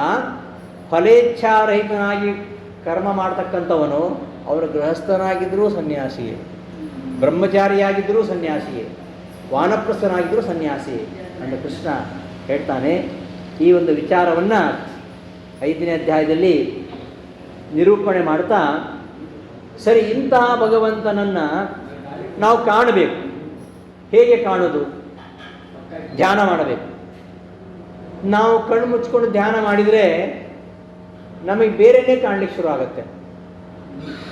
ಕಣ್ಣು ಮುಚ್ಚಿದ್ದೇವೆ, ಜಪಮಾಲೆ ಕೈಯಲ್ಲಿ ತಿರುಗ್ತಾ ಇರ್ತದೆ, ನಮ್ಮ ಮನಸ್ಸು ಅಮೇರಿಕಾದಲ್ಲಿ ಸುತ್ತಾಡ್ತಾ ಇರ್ತದೆ. ಇದು ಧ್ಯಾನ. ಧ್ಯಾನ ಗಳಿಸುವಂಥದ್ದು ಅಷ್ಟು ಸುಲಭ ಇಲ್ಲ. ಆ ಧ್ಯಾನ ಗಳಿಸಬೇಕಾದ್ರೆ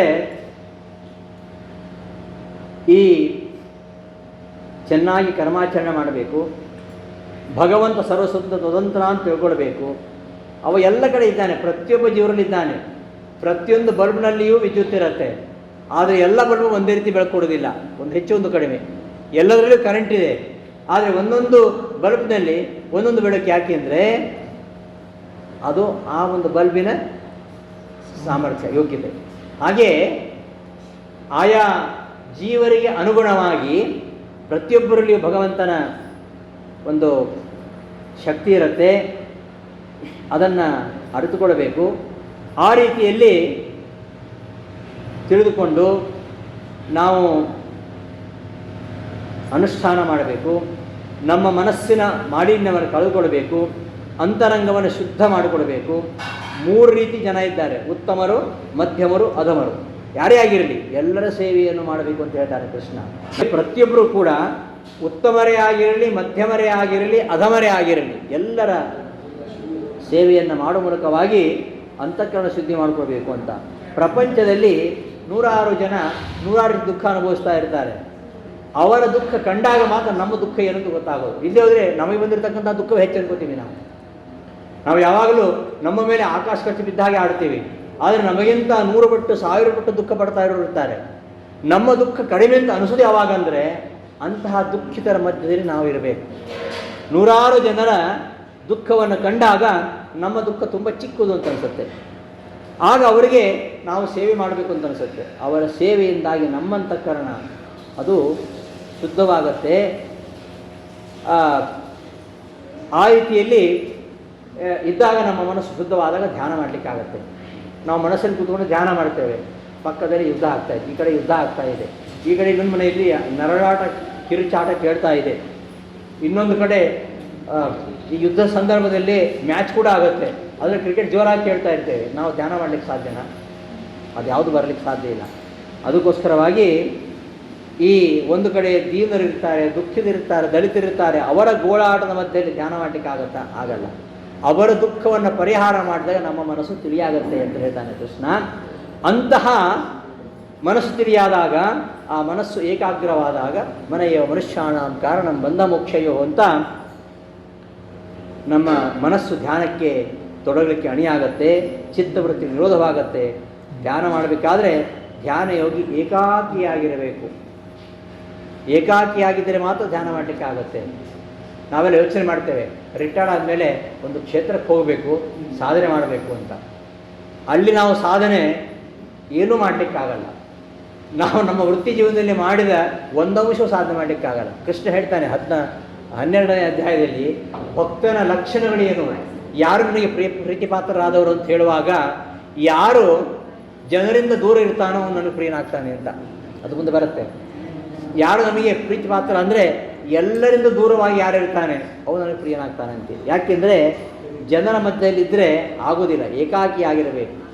ಯಾವ ಸಂಘ ಯಾರ ಸಂಘವೂ ಇರಬಾರ್ದು, ಎಲ್ಲ ಇಚ್ಛೆ ತೊರಿಬೇಕು. ಧ್ಯಾನಕ್ಕೆ ಪರಿಸರ ಶುದ್ಧವಾಗಿರಬೇಕು, ಸ್ಥಿರವಾದ ಆಸನ ಇರಬೇಕು. ಆ ಧ್ಯಾನ ಮಾಡುವ ಕ್ರಮವನ್ನು ಧ್ಯಾನ ಯೋಗ, ರಾಜಯೋಗ ಅಂತ 6ನೇ ಅಧ್ಯಾಯದಲ್ಲಿ ಕೃಷ್ಣ ನಿರೂಪಣೆ ಮಾಡ್ತಾನೆ. ಅಂತಹ ಒಂದು ಧ್ಯಾನ ಯೋಗ ಅತ್ಯಂತ ಶ್ರೇಷ್ಠವಾಗಿರುವಂಥದ್ದು. ಆ ಧ್ಯಾನ ಯೋಗದಲ್ಲಿ ಕೂಡ ನಿಷ್ಕಾಮ ಧ್ಯಾನ ಯೋಗ ಅಂತಿದೆ. ಅದು ಎಷ್ಟು ಚೆನ್ನಾಗಿದೆ ಅನ್ನೋದನ್ನು ನಾನು ಉದಾಹರಣೆ ಮೂಲಕವಾಗಿ 6ನೇ ಅಧ್ಯಾಯದ ಪಾಠ ಮಾಡುವಾಗ ಹೇಳಿದ್ದೇನೆ.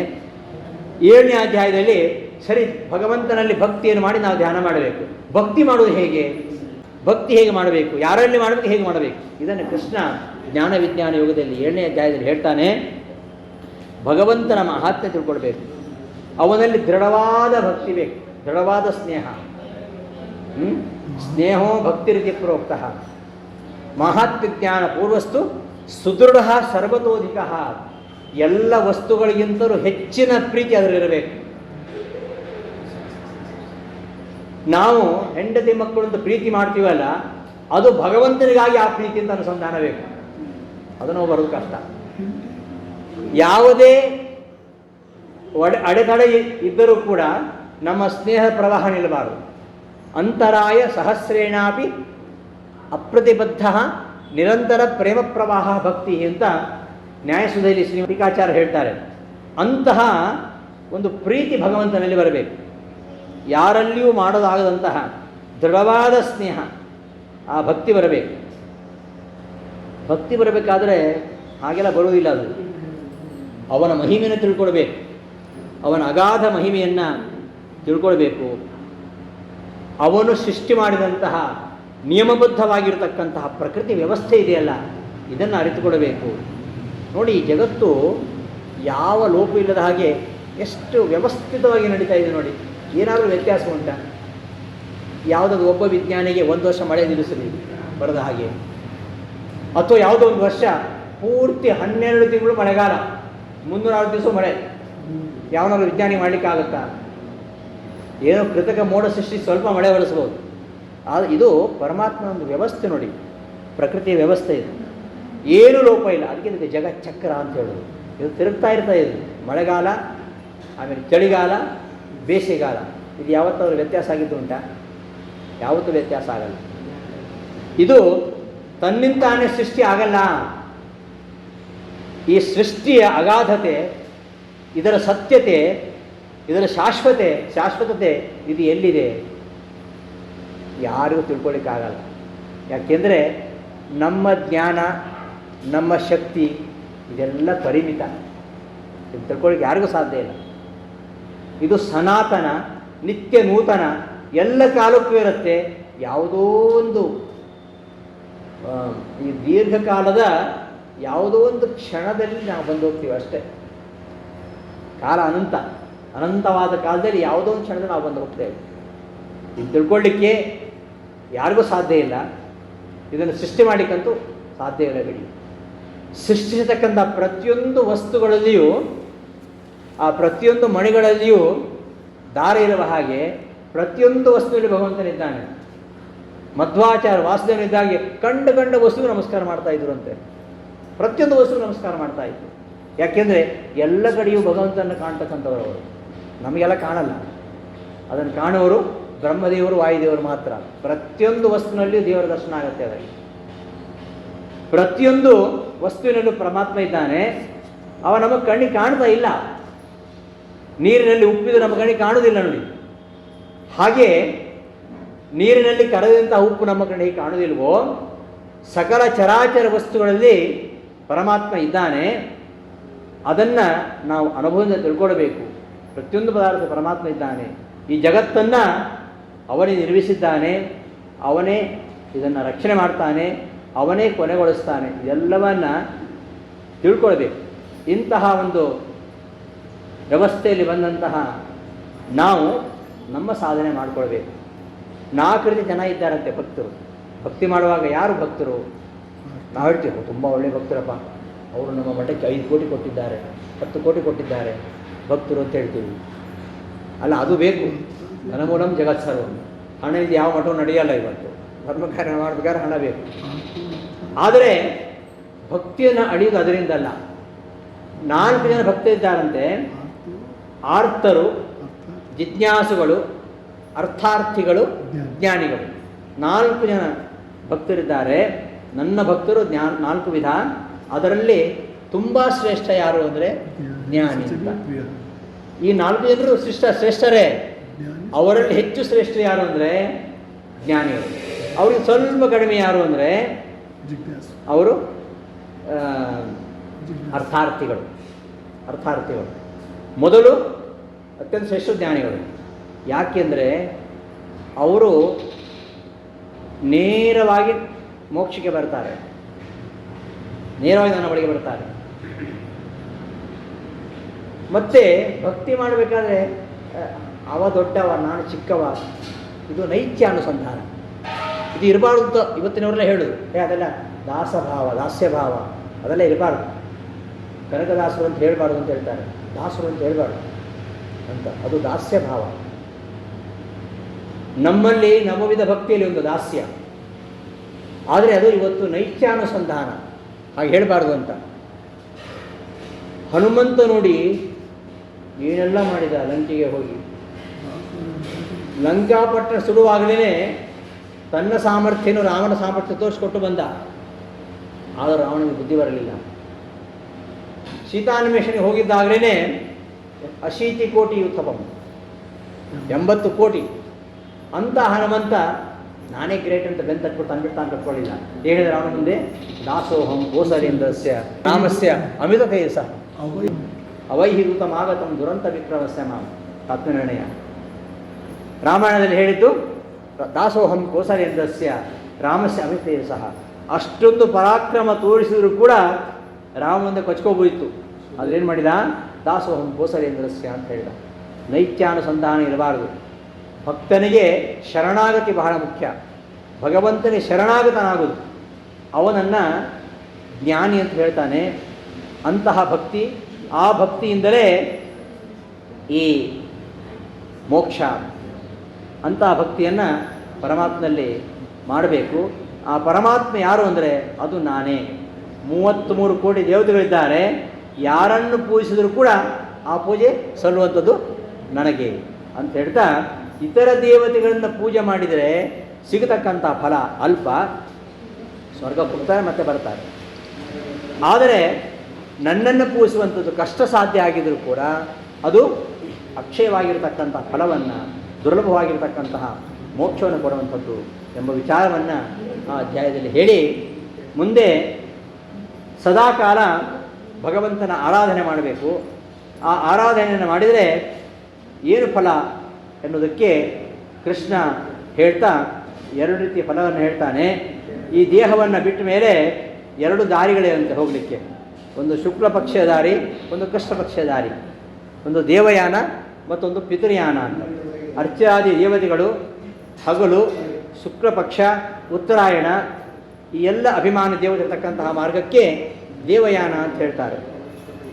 ಈ ಮಾರ್ಗದ ಮೂಲಕವಾಗಿ ಯಾರು ದೇಹವನ್ನು ತೊರೆದು ಹೋಗ್ತಾರೆ ಅಂತಹ ಭಕ್ತರಿಗೆ ಮತ್ತೆ ಪುನರ್ಜನ್ಮ ಇಲ್ಲ ಅಂತ ಕೃಷ್ಣ ಹೇಳ್ತಾನೆ. ಇನ್ನು ಅನ್ಯ ದೇವತಾ ಭಕ್ತರು ಅವರು ಚಂದ್ರಲೋಕದ ಮೂಲಕವಾಗಿ ಸ್ವರ್ಗವನ್ನು ಹೊಂದಿ ಮತ್ತೆ ಅವರು ಭೂಮಿಗೆ ಬರ್ತಾರೆ. ಅವರು ಪಿತೃಯಾನದ ಮೂಲಕವಾಗಿ ಹೊಗೆ, ರಾತ್ರಿ, ಕೃಷ್ಣ ಪಕ್ಷ, ದಕ್ಷಿಣಾಯನ, ಈ ಎಲ್ಲ ಅಭಿಮಾನಿ ದೇವತೆಗಳು. ಅದೆಲ್ಲ ವಿವರವಾಗಿ ಗೀತೆಯಲ್ಲಿ ಬಂದಿದೆ. ಆ ಒಂದು ದೇವತೆಗಳ ದಾರಿಯ ಮೂಲಕವಾಗಿ ಹೋಗ್ತಕ್ಕಂಥವರು ಸ್ವರ್ಗಕ್ಕೆ ಹೋಗ್ತಾರೆ. ತಾವು ಮಾಡಿರ್ತಕ್ಕಂತಹ ಪುಣ್ಯದಿಂದ ಸ್ವರ್ಗದಲ್ಲಿ ಫಲವನ್ನು ಅನುಭವಿಸಿ ಮತ್ತೆ ಕ್ಷೀಣಿಯ ಪುಣ್ಯ ಮತ್ತೆ ಲೋಕಂ ವಿಶಂತಿ ಅಂತ ಭೂಮಿಗೆ ಬರ್ತಾರೆ ಅಂತ ಈ ತರಹ ಎರಡು ರೀತಿಯ ದಾರಿಯನ್ನು ತೋರಿಸ್ತಾ ಶುಕ್ಲ ಪಕ್ಷದ ದಾರಿಯಲ್ಲಿ ದೇವಯಾನದ ಮೂಲಕವಾಗಿ ಹೋಗಬೇಕು ಅಂತಾದರೆ ವೇದಾಧ್ಯಯನ, ಯಜ್ಞ, ದಾನ, ತಪಸ್ಸು ಇವುಗಳ ಮೂಲಕವಾಗಿ ಪುಣ್ಯವನ್ನು ಗಳಿಸಿ ಆ ಭಗವಂತನ ಪ್ರಾಪ್ತಿಯೋಗವನ್ನು ಪಡಿಬೇಕು. ಅಂತಹ ಭಕ್ತ ಶ್ರೇಷ್ಠನಾಗಿರ್ತಕ್ಕಂಥ ಭಕ್ತ. ಇಂತಹ ಭಕ್ತಿಯನ್ನು ಪರಮಾತ್ಮನಲ್ಲಿ ಮಾಡ್ತಾ ನಿರಂತರ ಭಗವಂತನ ಸ್ಮರಣೆಯನ್ನು ಮಾಡಬೇಕು. ಆ ಭಗವಂತನ ಸ್ಮರಣೆ ಅಂತ್ಯಕಾಲದಲ್ಲಿ ಮಾಡಬೇಕು. ಅಂತ್ಯಕಾಲದಲ್ಲಿ ಭಗವಂತನ ಸ್ಮರಣೆ ಹೇಗೆ ಮಾಡಬೇಕು,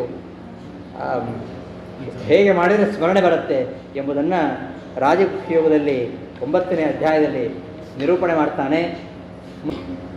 ಅರ್ಜುನ ಒಂದು ಪ್ರಶ್ನೆ ಬರುತ್ತೆ, ನಾವು ಯಾವ ದೇವರನ್ನು ಅರ್ಚಿಸಬೇಕು, ಯಾವ ಭಗವಂತನ ಅನುಷ್ಠಾನದಲ್ಲಿ ನಾವು ಅರ್ಚನೆ ಮಾಡಬೇಕು ಅಂದಾಗ ಪರಮಾತ್ಮ ಹೇಳ್ತಾನೆ, ಎಲ್ಲ ಕಡೆ ನನ್ನ ವ್ಯಾಪ್ತಿ ಇದೆ, ಸಕಲ ಚರಾಚರ ವಸ್ತು ನಾನಿದ್ದೇನೆ, ಹಾಗಂತ ಕಲ್ಲು ಮಣ್ಣು ದೇವರಂತ ಪೂಜೆ ಮಾಡಬೇಡಿ. ನಮ್ಮಲ್ಲಿ ಕಲ್ಲು ಮಣ್ಣು ದೇವ್ರ ಪೂಜೆ ಮಾಡೋದುಂಟು, ಅದೆಲ್ಲ ದೇವರಲ್ಲ, ಅದು ಜಡೋಪಾಸನೆ ಆಗುತ್ತೆ. ಎಲ್ಲೆಲ್ಲಿ ನನ್ನ ಒಂದು ವಿಭೂತಿ ಇದೆ ಅಲ್ಲಿ ಉಪಾಸನೆ ಮಾಡಿ ಅಂತ ಅದನ್ನು ಹೇಳ್ತಾನೆ. ವಿಭೂತಿ ಯೋಗ ಅಂತ ಎಲ್ಲೆಲ್ಲಿ ಪರಮಾತ್ಮನ ಒಂದು ವಿಶೇಷವಾಗಿರತಕ್ಕಂಥ ಸನ್ನಿಧಾನ ಇದೆ, ಎಲ್ಲಿ ಶ್ರೇಷ್ಠತೆ ಇದೆಯೋ ಹೇಳ್ತಾನೆ. ಎಲ್ಲಿ ಶ್ರೇಷ್ಠತೆ ಇದೆಯೋ, ಯಾವುದರಲ್ಲಿ ಜ್ಯೇಷ್ಠತೆ ಇದೆಯೋ, ಯಾವುದರಲ್ಲಿ ಶ್ರೇಷ್ಠತೆ ಇದೆಯೋ, ಯಾವುದರಲ್ಲಿ ವಿಶೇಷತೆ ಇದೆಯೋ ಅದು ನನ್ನ ತೇಜಸ್ಸಿನ ಒಂದು ಅಂಶ ಅಂತ. ತುಂಬ ತಿಳ್ಕೊಬೇಡಿ, ತೇಜಸ್ಸಿನ ಒಂದು ಅಂಶ ಅಂತ. ಅಂತಹ ಜ್ಯೇಷ್ಠತೆ, ಶ್ರೇಷ್ಠತೆ, ವಿಶೇಷತೆ ಇದು ಯಾವ ವಸ್ತುಗಳಲ್ಲಿದೆ ಅದನ್ನು ಅರಿತುಕೊಂಡು ಅವುಗಳನ್ನು ಉಪಾಸನೆ ಮಾಡಿ ಅಂತ ಹೇಳ್ತಾ ಆ ಎಲ್ಲ ವಿಶ್ವವನ್ನು ವ್ಯಾಪಿಸಿ ಅದರಾಚೆಯೂ ಕೂಡ ನಾನು ಒಂದು ಅಂಶದಿಂದ ವ್ಯಾಪಿಸಿದ್ದೇನೆ ಅಂತ ಹೇಳ್ತಾ ಮುಂದೆ ವಿಶ್ವರೂಪವನ್ನು ತೋರಿಸ್ತಾನೆ. ಯಾಕೆ ವಿಶ್ವರೂಪ ತೋರಿಸಿದ? ಬೇರೆ ಯಾರೂ ತೋರಿಸಲಿಲ್ಲ, ಬೇರೆ ಯಾರೂ ಕೇಳಲಿಲ್ಲ. ಒಂದು ಕೇಳಲಿಲ್ಲ, ಇನ್ನೊಂದು ನೋಡುವ ಅರ್ಹತೆ ಇರಬೇಕು. ಇಷ್ಟೆಲ್ಲ ವಿಭೂತಿ ಹೇಳಿದ್ದಿಲ್ಲ ನೀನು 10ನೇ ಅಧ್ಯಾಯದಲ್ಲಿ, ನಿನ್ನ ವಿಭೂತಿ ರೂಪಗಳನ್ನು ತುಂಬ ಹೇಳ್ತಾನೆ ಕೃಷ್ಣ ವಿಭೂತಿ ಯೋಗದಲ್ಲಿ 10ನೇ ಅಧ್ಯಾಯದಲ್ಲಿ. ಇಷ್ಟೆಲ್ಲ ಹೇಳಿದೆಯಲ್ಲ, ಇದನ್ನು ತೋರಿಸ್ಬೇಕು ಅಂದಾಗ, ನೋಡಬೇಕಂತ ಇಚ್ಛೆ ಅಂದಾಗ ಅವನಿಗೆ ದಿವ್ಯವಾದ ಚಕ್ಷಸ್ ಕೊಡ್ತಾನೆ. ಈ ಒಂದು ಕಣ್ಣಿನಿಂದ ಆಗೋದಿಲ್ಲ, ಯಾವ ಡಾಕ್ಟ್ರು ಆ ಕಣ್ಣು ಕೊಡೋದಿಲ್ಲ. ಅಂತಹ ಒಂದು ವಿಶಿಷ್ಟವಾಗಿರತಕ್ಕಂಥ ಉಪನೇತ್ರ, ಅದನ್ನು ದಿವ್ಯ ಚಕ್ಷಸ್ಸು, ಅದನ್ನು ಕೃಷ್ಣ ಕೊಟ್ಟು ಅರ್ಜುನಿಗೆ ತನ್ನ ರೂಪವನ್ನು ತೋರಿಸ್ತಾನೆ. ಅದ್ಭುತವಾಗಿರತಕ್ಕಂತಹ ರೂಪ.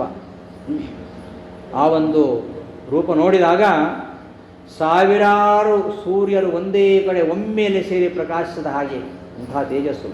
ಅನಂತಾನಂತ ಮುಖಗಳು, ಅನಂತಾನಂತ ಆಯುಧಗಳು, ಅನಂತಾನಂತ ಬಾಹುಗಳು, ದಿವ್ಯವಾದ ಮಾಲೆಗಳು, ದಿವ್ಯವಾದ ವಸ್ತ್ರಗಳು, ದಿವ್ಯವಾದ ಸುಗಂಧ ದ್ರವ್ಯಗಳು ಅಂತಹ ಒಂದು ವಿಶ್ವರೂಪ. ಇದು ಎಲ್ಲ ಒಂದು ಕಡೆ ಕಂಡ ಹಾಗೆ ಕಾಣ್ತಾ ಇತ್ತು. ಇಲ್ಲಿ ಅರ್ಜುನನ ಬಿಟ್ಟು ಬೇರೆ ಯಾರು ನೋಡಲಿಕ್ಕೆ ಆಗಲಿಲ್ಲ, ಭೀಮನಿಗೆ ತೋರಿಸ್ಬೇಕಾಗಿಲ್ಲ. ಮುಖ್ಯ ಪ್ರಾಣದೇವರು ನಿರಂತರ ನೋಡ್ತಾ ಇರ್ತಾರೆ ಭಗವಂತನ ವಿಶ್ವರೂಪವನ್ನು. ಧರ್ಮರಾಜನಿಗೆ ವಿಶ್ವರೂಪ ದರ್ಶನ ಆಗಲಿಲ್ಲ, ಇವನಿಗೆ ಮಾತ್ರ, ಸಂಜಯನಿಗೆ, ಅರ್ಜುನನಿಗೆ. ನೋಡ್ತಾನೆ ಆ ದೇಹದಲ್ಲಿ ಎಲ್ಲ ದೇವತೆಗಳಿದ್ದಾರೆ, ಸಮಸ್ತ ಪ್ರಾಣಿಗಳು, ಯಕ್ಷರು, ರಾಕ್ಷಸರು, ಉರಗರು ಎಲ್ಲ ಇದ್ದಾರೆ. ಒಂದು ಕಡೆ ಬ್ರಹ್ಮ ಕಾಣುತ್ತಾ ಇದ್ದಾನೆ, ಅವನ ತೊಡೆ ಮೇಲೆ ರುದ್ರದೇವರು, ಇನ್ನೊಂದು ಕಡೆ ಆ ಬೆಂಕಿ ಉಳಿದಕ್ಕಂತಹ ಅಗ್ನಿ, ಕರಾಳವಾಗಿರತಕ್ಕಂಥ ಹಲ್ಲುಗಳು, ಅವನ ಬಾಯಲ್ಲಿ ಸಿಕ್ಕಿರತಕ್ಕಂತಹ 100 ತಲೆಗಳು ಪುಡಿ ಪುಡಿಯಾಗಿ ನೆಲಕ್ಕೆ ಬೀಳ್ತಾ ಇವೆ. ನಾಲಿಗೆಯಿಂದ ತುಟಿಯನ್ನು ಸವರ್ತಾ ಇದ್ದಾನಂತೆ. ಭಯಂಕರವಾಗಿರತಕ್ಕಂತಹ ರೂಪ, ಗದ್ಗದನಾಗಿ ಬಿಡ್ತಾನೆ. ಅಂತಹ ವಿರಾಟ್ ರೂಪ ನೋಡಿ ಗಾಬರಿಯಾಗಿ ಮೊದಲು ಈ ರೂಪವನ್ನು ಉಪಸಂಹಾರ ಮಾಡುವಂತಾನೆ ಅರ್ಜುನ. ಅಂತಹ ಒಂದು ವಿರಾಟ್ ರೂಪವನ್ನು ಕಂಡು ಗಾಬರಿಯಾಗಿ ಅದನ್ನು ಉಪಸಂಹರಿಸು ಅಂತ ಹೇಳ್ತಾನೆ. ಇಂತಹ ಒಂದು ವಿಶ್ವರೂಪವನ್ನು ನೋಡಿದಂತಹ ಇನ್ನೂ ಅರ್ಧ ಹೀಗೆ ವಿಶ್ವರೂಪವನ್ನು ನೋಡಿದ ಮೇಲೆ ಮತ್ತೆ ಕೇಳಿದ, ನಿನ್ನ ಉಪಾಸನೆ ಮಾಡುವವರು ಮೋಕ್ಷಕ್ಕೆ ಹೋಗ್ತಾರೆ ಅಂತ ಹೇಳ್ತೀಯ, ಅನ್ಯ ದೇವತೆಗಳ ಉಪಾಸನೆಯನ್ನು ಯಾಕೆ ಮಾಡಬಾರ್ದು? ಅನ್ಯ ದೇವತೆಗಳ ಉಪಾಸನೆ ಮಾಡಿದ್ರು ಮೋಕ್ಷಕ್ಕೆ ಹೋಗ್ಬೋದಲ್ಲ. ಲಕ್ಷ್ಮಿಯನ್ನು ಉಪಾಸನೆ ಮಾಡೋರಿದ್ದಾರೆ, ಲಕ್ಷ್ಮೀ ಉಪಾಸನೆ ಮಾಡಿ ಮೋಕ್ಷಕ್ಕೆ ಹೋಗ್ಬೋದಲ್ಲ ಅಂತಂದರೆ ಅದು ಹಾಗಲ್ಲ. ಈ ಎರಡು ದಾರಿಗಳು, ಲಕ್ಷ್ಮೀ ಉಪಾಸನೆ ಮಾಡುವ ಒಂದು ದಾರಿ, ಇನ್ನೊಂದು ವಿಷ್ಣುವನ್ನು ಉಪಾಸನೆ ಮಾಡ್ತಕ್ಕಂತಹ ದಾರಿ. ಇವೆರಡನ್ನು ಸಮನ್ವಯ ಮಾಡಿ ತೋರಿಸ್ತಾರೆ ಗುರುಜಗನ್ನಾಥದಾಸರು ಲಕ್ಷ್ಮೀ ಹೃದಯದಲ್ಲಿ. ಕೇವಲ ಲಕ್ಷ್ಮೀನ ಉಪಾಸನೆ ಮಾಡುವ ದಾರಿ ಅದು ಕಷ್ಟದ ದಾರಿ ಅಂತ. ಕ್ಲೇಶೋಧಿಕತರ ತೇಷಾಂ ಅವ್ಯಕ್ತಾಸಕ್ತ ಚೇತಸಾಂ.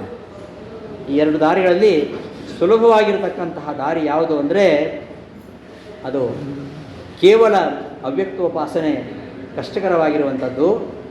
ಆದ್ದರಿಂದ ಜಗತ್ತಿನ ಮಾತಾಪಿತರಾಗಿರತಕ್ಕಂತಹ ಅವ್ಯಕ್ತರೂಪಿಯಾಗಿರ್ತಕ್ಕಂತಹ ಲಕ್ಷ್ಮಿ ಹಾಗೂ ನಾರಾಯಣ ಇಬ್ಬರ ಉಪಾಸನೆಯನ್ನು ಮಾಡಿದರೆ ಮಾತ್ರ ಮೋಕ್ಷ ದೊರಕುತ್ತದೆ. ಆದ್ದರಿಂದ ಆ ಲಕ್ಷ್ಮಿಯ ಉಪಾಸನೆಯನ್ನು ಮಾಡಬೇಕು, ನನ್ನ ಉಪಾಸನೆಯನ್ನು ಮಾಡಬೇಕು ಎಂಬ ವಿಚಾರವನ್ನು ಆ ಅಧ್ಯಾಯದಲ್ಲಿ ಹೇಳ್ತಾ, ಭಗವಂತನ ಭಕ್ತನಾಗಬೇಕಾದ್ರೆ ಭಕ್ತಿ ತ್ಯಾಗಗಳಿದ್ದರೆ ಸಾಲದು, ಅವ ಶೀಲವಂತನಾಗಿರಬೇಕು. ಅವನಲ್ಲಿ ಭಗವದ್ಭಕ್ತಿಯ ಜೊತೆಗೆ ಶೀಲವರ್ಧನೆ ಆಗಿರಬೇಕು, ದ್ವೇಷರಹಿತನಾಗಿರಬೇಕು. ಅದ್ವೇಷ್ಟ ಸರ್ವಭೂತಾನ ಮೈತ್ರ ಕರುಣ ಏವಚ ನಿರ್ಮಮೋ ನಿರಹಂಕಾರ. ಭಗವಂತನ ಭಕ್ತನ ಲಕ್ಷಣಗಳು. ಮೊದಲ ಲಕ್ಷಣ ಏನಂದರೆ ಯಾರನ್ನು ದ್ವೇಷ ಮಾಡಬಾರದು ಅಂತ. ಆ ಒಂದು ಸಕಲ ಪ್ರಾಣಿಗಳಿಗೂ ಮಿತ್ರನಾಗಿರಬೇಕು, ಯಾರನ್ನು ದ್ವೇಷ ಮಾಡಬಾರ್ದು, ಎಲ್ಲರಲ್ಲೂ ಅನುಕಂಪ ಇರಬೇಕು, ನಿರ್ಮಮಃ ಮಮತ್ವರಹಿತನಾಗಿರಬೇಕು, ಸುಖ ದುಃಖಗಳನ್ನು ಸಮಾನವಾಗಿ ಕಾಣಬೇಕು, ಕ್ಷಮಾಗುಣವನಾಗಬೇಕು. ಏನು ಸಿಗ್ತದೋ ಯಥಾಲಾಭ ಸಂತುಷ್ಟ, ಏನು ಸಿಗ್ತದೋ ಅದರಲ್ಲಿ ತೃಪ್ತನಾಗಬೇಕು, ಪ್ರಯತ್ನಶೀಲನಾಗಬೇಕು, ದೃಢವಾದ ನಿಶ್ಚಯವುಳ್ಳನಾಗಬೇಕು, ನನ್ನಲ್ಲಿ ಅಂಥವರು ಭಕ್ತಿಯುಳ್ಳನಾಗಿರಬೇಕು. ಇಂತಹ ಭಕ್ತ ನನಗೆ ಅತ್ಯಂತ ಪ್ರೀತಿ ಪಾತ್ರನಾದವನು, ನಾನೇ ಸರ್ವೋತ್ತಮ ಅಂತ ಜ್ಞಾನವುಳ್ಳವನಾಗಿ ನಾನು ಈ ತನಕ ಏನು ಹೇಳಿದ್ದೇನೆ ಆ ಎಲ್ಲ ಮೋಕ್ಷ ಸಾಧನೆಗಳನ್ನು ಸಮಸ್ತ ಗುಣಗಳನ್ನು ಹೊಂದಿ ಅವ ಶೀಲ ಸಂಪನ್ನ ಆದರೆ ಮಾತ್ರ ಅವನಿಗೆ ಪ್ರೀತಿ ಪಾತ್ರನಾಗ್ತಾನೆ. ಇಂತಹ ವ್ಯಕ್ತಿಯನ್ನು ಅತ್ಯಂತ ಪ್ರೀತಿ ಪಾತ್ರನಾಗ್ತಾನೆ ಅಂಥೇಳಿ ಮುಂದೆ ಭಕ್ತನಾದವ ಈ ಚಿತ್ ಪ್ರಕೃತಿ ಹಾಗೂ ಪರಮಪುರುಷ ಇವರ ಆರಾಧನೆಯನ್ನು ಹೇಗೆ ಮಾಡಬೇಕು ಎಂಬುದನ್ನು ಆ ಕ್ಷೇತ್ರ ವಿಭಾಗ ಯೋಗದಲ್ಲಿ ಹೇಳಿ ಮುಂದೆ ಗುಣತ್ರಯಗಳ ಬಗ್ಗೆ, ಸತ್ವರಜಸ್ತಮೋ ಗುಣಗಳು ಮನುಷ್ಯನನ್ನು ಹೇಗೆ ಬಂಧಿಸ್ತವೆ, ಈ ಸತ್ವರಜಸ್ತಮೋ ಗುಣಗಳಿಗೆ ಅನುಗುಣವಾಗಿ ಈ ಸೃಷ್ಟಿ ಇರುವಂಥದ್ದು. ಎಲ್ಲರನ್ನು ಒಂದೇ ಸೃಷ್ಟಿ ಮಾಡ್ಬೋದಲ್ಲ, ಯಾಕೆ ಈ ಒಂದು ವ್ಯತ್ಯಾಸ? ಪರಮಾತ್ಮ ಸ್ವತಂತ್ರ, ಎಲ್ಲರನ್ನು ಸೃಷ್ಟಿ ಮಾಡ್ತಕ್ಕಂಥವನು ಅವನೇ. ಹಾಗಿರುವಾಗ ತನಗೆ ಇಷ್ಟ ಬಂದಾಗ ಸೃಷ್ಟಿ ಮಾಡ್ಬೋದಲ್ಲ ಅಂತಂದರೆ ಅವ ಪ್ರಕೃತಿಗೆ ಅನುಗುಣವಾಗಿ, ಪ್ರಕೃತಿಯ ಗುಣಗಳಿಗೆ ಅನುಗುಣವಾಗಿ ಅವರನ್ನು ಸೃಷ್ಟಿ ಮಾಡ್ತಾನೆ, ಅವರ ಮೂಲಕವಾಗಿ ಕರ್ಮ ಮಾಡಿಸ್ತಾನೆ. ಆ ಒಂದು ಸತ್ವರಜಸ್ತಮೋ ಗುಣಗಳು ಅವುಗಳ ಅಭಿಮಾನಿಯಾಗಿರತಕ್ಕಂತಹ ಶ್ರೀಭೂ ದುರ್ಗಾ ಅಭಿಮಾನಿ ದೇವತೆಗಳು ಹಾಗೂ ಅವುಗಳು ಬಂಧಿಸುವ ಕ್ರಮ, ಅವುಗಳಿಂದ ಹೇಗೆ ಬಿಡುಗಡೆಯನ್ನು ಹೊಂದಬೇಕು ಆ ವಿಚಾರವನ್ನು 14ನೇ ಅಧ್ಯಾಯದಲ್ಲಿ ಕೃಷ್ಣ ನಿರೂಪಣೆ ಮಾಡಿ ಮುಂದೆ ಪುರುಷೋತ್ತಮ ಯೋಗದಲ್ಲಿ ತನ್ನ ಸರ್ವೋತ್ತಮತ್ವವನ್ನು ಸಾರ್ತಾ ಇದ್ದಾನೆ. ಈ 15ನೇ ಅಧ್ಯಾಯ ಮಧ್ವಾಚಾರ್ಯರಿಗೆ ಅತ್ಯಂತ ಪ್ರೀತಿಪಾತ್ರವಾಗಿರತಕ್ಕಂತಹ ಅಧ್ಯಾಯ. ಯಾಕಂದರೆ ನಮ್ಮ ಸಿದ್ಧಾಂತವಾಗಿರತಕ್ಕಂತಹ ಶ್ರೀಮದಾಚಾರ್ಯರ ಸಿದ್ಧಾಂತವಾಗಿರತಕ್ಕಂತಹ ವಿಷ್ಣು ಸರ್ವೋತ್ತಮತ್ವವನ್ನು ಇಲ್ಲಿ ಪರಮಾತ್ಮ ಚೆನ್ನಾಗಿ ನಿರೂಪಣೆ ಮಾಡಿದ್ದಾನೆ. ಇಂತಹ ಪುರುಷೋತ್ತಮ ಯುಗದಲ್ಲಿ ವಿಷ್ಣು ಸರ್ವೋತ್ತಮತ್ವವನ್ನು ಸಾರಿ ಮುಂದೆ 16ನೇ ಅಧ್ಯಾಯದಲ್ಲಿ ದೈವಾಸರ ಸಂಪತ್ ವಿಭಾಗ ಯೋಗ, ಅಲ್ಲಿ ಯಾರು ದೈವಿ ಸಂಪತ್ತನ್ನು ಹೊಂದಿದವರು, ಯಾರು ಅಸುರರು, ಯಾರು ದೈವ ಸ್ವಭಾವದವರು, ಇದನ್ನು ನಿರೂಪಣೆ ಮಾಡಿ ದೈವಿ ಸ್ವಭಾವವನ್ನು ಹೊಂದಬೇಕು. ಅದೇ ನಮ್ಮ ಸಾಧನೆಗೆ ಸಾಧಕ. ಭಯ ಇರಬಾರ್ದು. ಅಭಯಂ ಸತ್ವ ಸಂಶುದ್ಧಿ ಜ್ಞಾನಯೋಗ ವ್ಯವಸ್ಥಿತಿ ದಾನಂ ಧರ್ಮಸ್ಯ ಯಜ್ಞಶ್ಚ. ಇದು ದೈವಿ ಸಂಪತ್ತುಗಳು. ಅದನ್ನು ಭಯರಹಿತನಾಗಿರುವುದು, ಅನ್ಯರಿಗೆ ಭಯ ಮಾಡದೇ ಇರುವುದು, ದಾನ ಮಾಡುವುದು, ಇಂದ್ರಿಯ ನಿಗ್ರಹ ಮಾಡುವುದು, ಶಾಸ್ತ್ರನ ಅಭ್ಯಾಸ ಮಾಡುವಂಥದ್ದು, ಯಜ್ಞದಾನ ತಪಸ್ಸನ್ನು ಮಾಡುವುದು, ಮಾತುಕೃತಿಗಳಲ್ಲಿ ಸಮಾನವಾಗಿರುವುದು, ಬೇರೆಯವರಿಗೆ ತೊಂದರೆ ಕೊಡದೇ ಇರುವುದು, ಇದ್ದಂತೆ ಹೇಳುವುದು, ಬೇರೆಯವರಿಗೆ ಪೀಡಿಸದೇ ಇರುವುದು, ಔದಾರ್ಯ ಶಾಂತಿಗಳನ್ನು ಹೊಂದಿರುವುದು, ಪ್ರಾಣಿಗಳಲ್ಲಿ ದಯೆ ಹೊಂದಿರುವುದು, ವಿಷಯಗಳಲ್ಲಿ ರತಿ ಇಲ್ಲದೇ ಇರುವುದು, ಈ ಗುಣಗಳನ್ನು ಹೊಂದಿ ತೇಜಪೂರ್ಣನಾಗಿ ಕ್ಷಮಾಗುಣವನಾಗಿರುವುದು. ಈ ರೀತಿಯಾಗಿ ಅಂತಃಕರಣ ಶುದ್ಧಿ ಅಂತಃಶುದ್ಧಿ ಬಾಹ್ಯಶುದ್ಧಿ ಇದನ್ನು ಯಾವನು ಹೊಂದಿರ್ತಾನೋ ಅಂಥವನು ಏನು ದೈವೀ ಸ್ವಭಾವದವನು ಅಂತ ಹೇಳ್ತಾ, ಯಾರಲ್ಲಿ ಅಹಂಕಾರ, ದರ್ಪ, ದುರಭಿಮಾನ, ಸಿಟ್ಟು, ಕಠಿಣತೆ, ಅಜ್ಞಾನ ಇವೆಲ್ಲ ಇರ್ತವೋ ಅವರೆಲ್ಲ ಆಸುರಿ ಸಂಪತ್ತುಗಳು ಎಂಬುದಾಗಿ ಎರಡು ರೀತಿಯ ಸ್ವಭಾವಗಳನ್ನು ಚಿತ್ರಣ ಮಾಡಿ ಈ ಆಸುರಿ ಸಂಪತ್ತುಗಳನ್ನು ತೊರೆದು ದೈವೀ ಸಂಪತ್ತುಗಳನ್ನು ಹೊಂದಬೇಕು ಎಂಬ ಉಪದೇಶವನ್ನು ಕೃಷ್ಣ 16ನೇ ಅಧ್ಯಾಯದಲ್ಲಿ ಮಾಡಿ, ಮುಂದೆ 17ನೇ ಅಧ್ಯಾಯದಲ್ಲಿ ಶ್ರದ್ಧಾತ್ರಯ ವಿಭಾಗದಲ್ಲಿ ಕಾರ್ಯಕಾರ್ಯ ನಿರ್ಣಯ, ಯಾವುದು ಮಾಡಬೇಕಾಗಿದ್ದಕ್ಕಂತಹ ಕಾರ್ಯ, ಯಾವುದು ಮಾಡಬಾರದ ಕಾರ್ಯ, ಇದಕ್ಕೆ ಪ್ರಮಾಣ ಯಾವುದು, ಹೇಗೆ ನಿರ್ಧಾರ ಮಾಡಬೇಕು ಅಂದರೆ ತಸ್ಮಾತ್ ಶಾಸ್ತ್ರಂ ಪ್ರಮಾಣಂತೆ. ಪ್ರಮಾಣ ಯಾವುದು ಅಂದರೆ ಯಾರ್ಯಾರು ಹೇಳಿದ್ದನ್ನು ಕೇಳಬೇಡಿ. ಕೆಲವರು ನಮ್ಮನ್ನು ದಾರಿ ತಪ್ಪಿಸ್ತಾರೆ, ದಾರಿ ತಪ್ಪಿಸಿ ತಾವು ಸರಿಯಾಗಿರ್ತಾರೆ. ಕೆಲವರು ಇತರೆ ಧರ್ಮಬೋಧನೆ ಮಾಡ್ತಾರೆ, ತಾವು ದಾರಿ ತಪ್ಪಿರ್ತಾರೆ. ಆದ್ದರಿಂದ ಕಾರ್ಯಕಾರ್ಯ ನಿರ್ಣಯಕ್ಕೆ ನಿಜವಾದ ಪ್ರಮಾಣ ಯಾವುದು ಅಂದರೆ ಶಾಸ್ತ್ರಗಳೇ ಪ್ರಮಾಣ. ಅಂತಹ ಶಾಸ್ತ್ರವಿಧಿ ಉತ್ಸೃಜ್ಯ, ಅಂತಹ ಶಾಸ್ತ್ರವಿಧಿಯನ್ನು ಬಿಟ್ಟು ಶ್ರದ್ಧೆಯಿಂದ ಕರ್ಮಾಚರಣೆ ಮಾಡಿದರೆ ಅವರ ಫಲ ಏನು ಅಂತ ಪ್ರಶ್ನೆ ಮಾಡಿದ್ದಕ್ಕೋಸ್ಕರ ಕೃಷ್ಣ ಅಲ್ಲಿ ಮತ್ತೆ ಸಾತ್ವಿಕವಾದ ಶ್ರದ್ಧೆ, ರಾಜಸವಾದ ಶ್ರದ್ಧೆ, ತಾಮಸವಾದ ಶ್ರದ್ಧೆ, ಹೀಗೆ ಸಾತ್ವಿಕ, ರಾಜಸ, ತಾಮಸ ಗುಣಗಳನ್ನು ಮತ್ತೆ ಮತ್ತೆ ಅಲ್ಲಿ ನಿರೂಪಣೆ ಮಾಡ್ತಾ ಯಾವ ರೀತಿಯಲ್ಲಿ ನಾವು ಸಾತ್ವಿಕ ಕರ್ಮಗಳನ್ನು ಆಚರಿಸಬೇಕು ಇದೆಲ್ಲದಕ್ಕೂ ಕೂಡ ಪ್ರಮಾಣ ಯಾವುದು ಅಂದರೆ ಶಾಸ್ತ್ರವೇ ಪ್ರಮಾಣ ಅಂತ ಹೇಳ್ತಾ, ಈ ತ್ರಿವಿಧ ಜೀವರಿದ್ದಾರಲ್ಲ, ಸಾತ್ವಿಕರು, ರಾಜಸರು, ತಾಮಸರು, ಅವರ ಮೂಲಭೂತವಾಗಿರ್ತಕ್ಕಂಥ ಸ್ವಭಾವ ಅದನ್ನು ಬದಲಾವಣೆ ಮಾಡಲಿಕ್ಕೆ ಆಗೋದಿಲ್ಲ. ಅಸುರನನ್ನು ದೇವತೆಗಳು ಮಾಡಲಿಕ್ಕೆ ಆಗೋದಿಲ್ಲ. ಅವರು ಯಾವತ್ತೂ ಅನಂತ ತಮಸ್ಸಿಗೆ ಹೋಗುವವರೇ. ದೈತ್ಯರು ಅನಂತ ತಮಸ್ಸಿಗೆ ಹೋಗುವವರು, ಆಮೇಲೆ ಸಾತ್ವಿಕರು ದೇವತೆಗಳು ಮಾನುಷೋತ್ತಮರು ಮೋಕ್ಷಕ್ಕೆ ಹೋಗುವವರು. ಇನ್ನು ಮಾನುಷೋತ್ತಮರಲ್ಲಿ ಕೂಡ ಉತ್ತಮರು, ಮಧ್ಯಮರು ಅಧಮವಂತಿದೆ. ಉತ್ತಮರು ಸಾಧನೆ ಮಾಡ್ತಾರೆ, ಮಧ್ಯಮರು ನಿತ್ಯ ಸಂಸಾರಿಗಳಾಗೇ ಇರ್ತಾರೆ, ಅಧಮರು ಅವರು ನಿತ್ಯ ನರಕಕ್ಕೆ ಹೋಗ್ತಾರೆ. ಇದು ವಾಯುಸ್ತುತಿಯಲ್ಲಿ ಬರ್ತದೆ. ತತ್ವಜ್ಞಾನ ಮುಕ್ತಿಭಾಜ ಆ ಒಂದು ಪದ್ಯದಲ್ಲಿ ಅದರ ವಿವರಣೆ ಇದೇ ನಾವು ವಾಯುಸ್ತುತಿಯಲ್ಲಿ ನೋಡ್ತಾ ಇದ್ದೀವಿ. ಈ ತ್ರಿವಿಧವಾಗಿರತಕ್ಕಂತಹ ಜೀವರ ಸ್ವಭಾವವನ್ನು ಬದಲಾವಣೆ ಮಾಡೋಕ್ಕೆ ಆಗುವುದಿಲ್ಲ. ಅವರವರ ಪ್ರವೃತ್ತಿ, ಅವರವರ ನಿವೃತ್ತಿಗಳಲ್ಲಿ ತುಂಬ ವ್ಯತ್ಯಾಸ ಇರುತ್ತೆ. ಅವರವರ ಜೀವನ, ಅವರವರ ಆಹಾರ, ಅವರವರ ವಿಚಾರ, ಅವರವರ ವಿಹಾರ ಎಲ್ಲವೂ ಕೂಡ ಅವರವರ ಸ್ವಭಾವಕ್ಕೆ ಅನುಗುಣವಾಗಿ ಇರುವಂಥದ್ದು. ಅಂತಹ ಅವರವರ ಸ್ವಭಾವಕ್ಕೆ ಅನುಗುಣವಾಗಿ ಕೆಲವರು ಸಾತ್ವಿಕರಾಗಿ ಸಾಧನೆ ಮಾಡಿಕೊಳ್ತಾರೆ, ಇನ್ನು ಕೆಲವರು ಅಧರ್ಮಾಚರಣೆ ಮಾಡ್ತಾರೆ.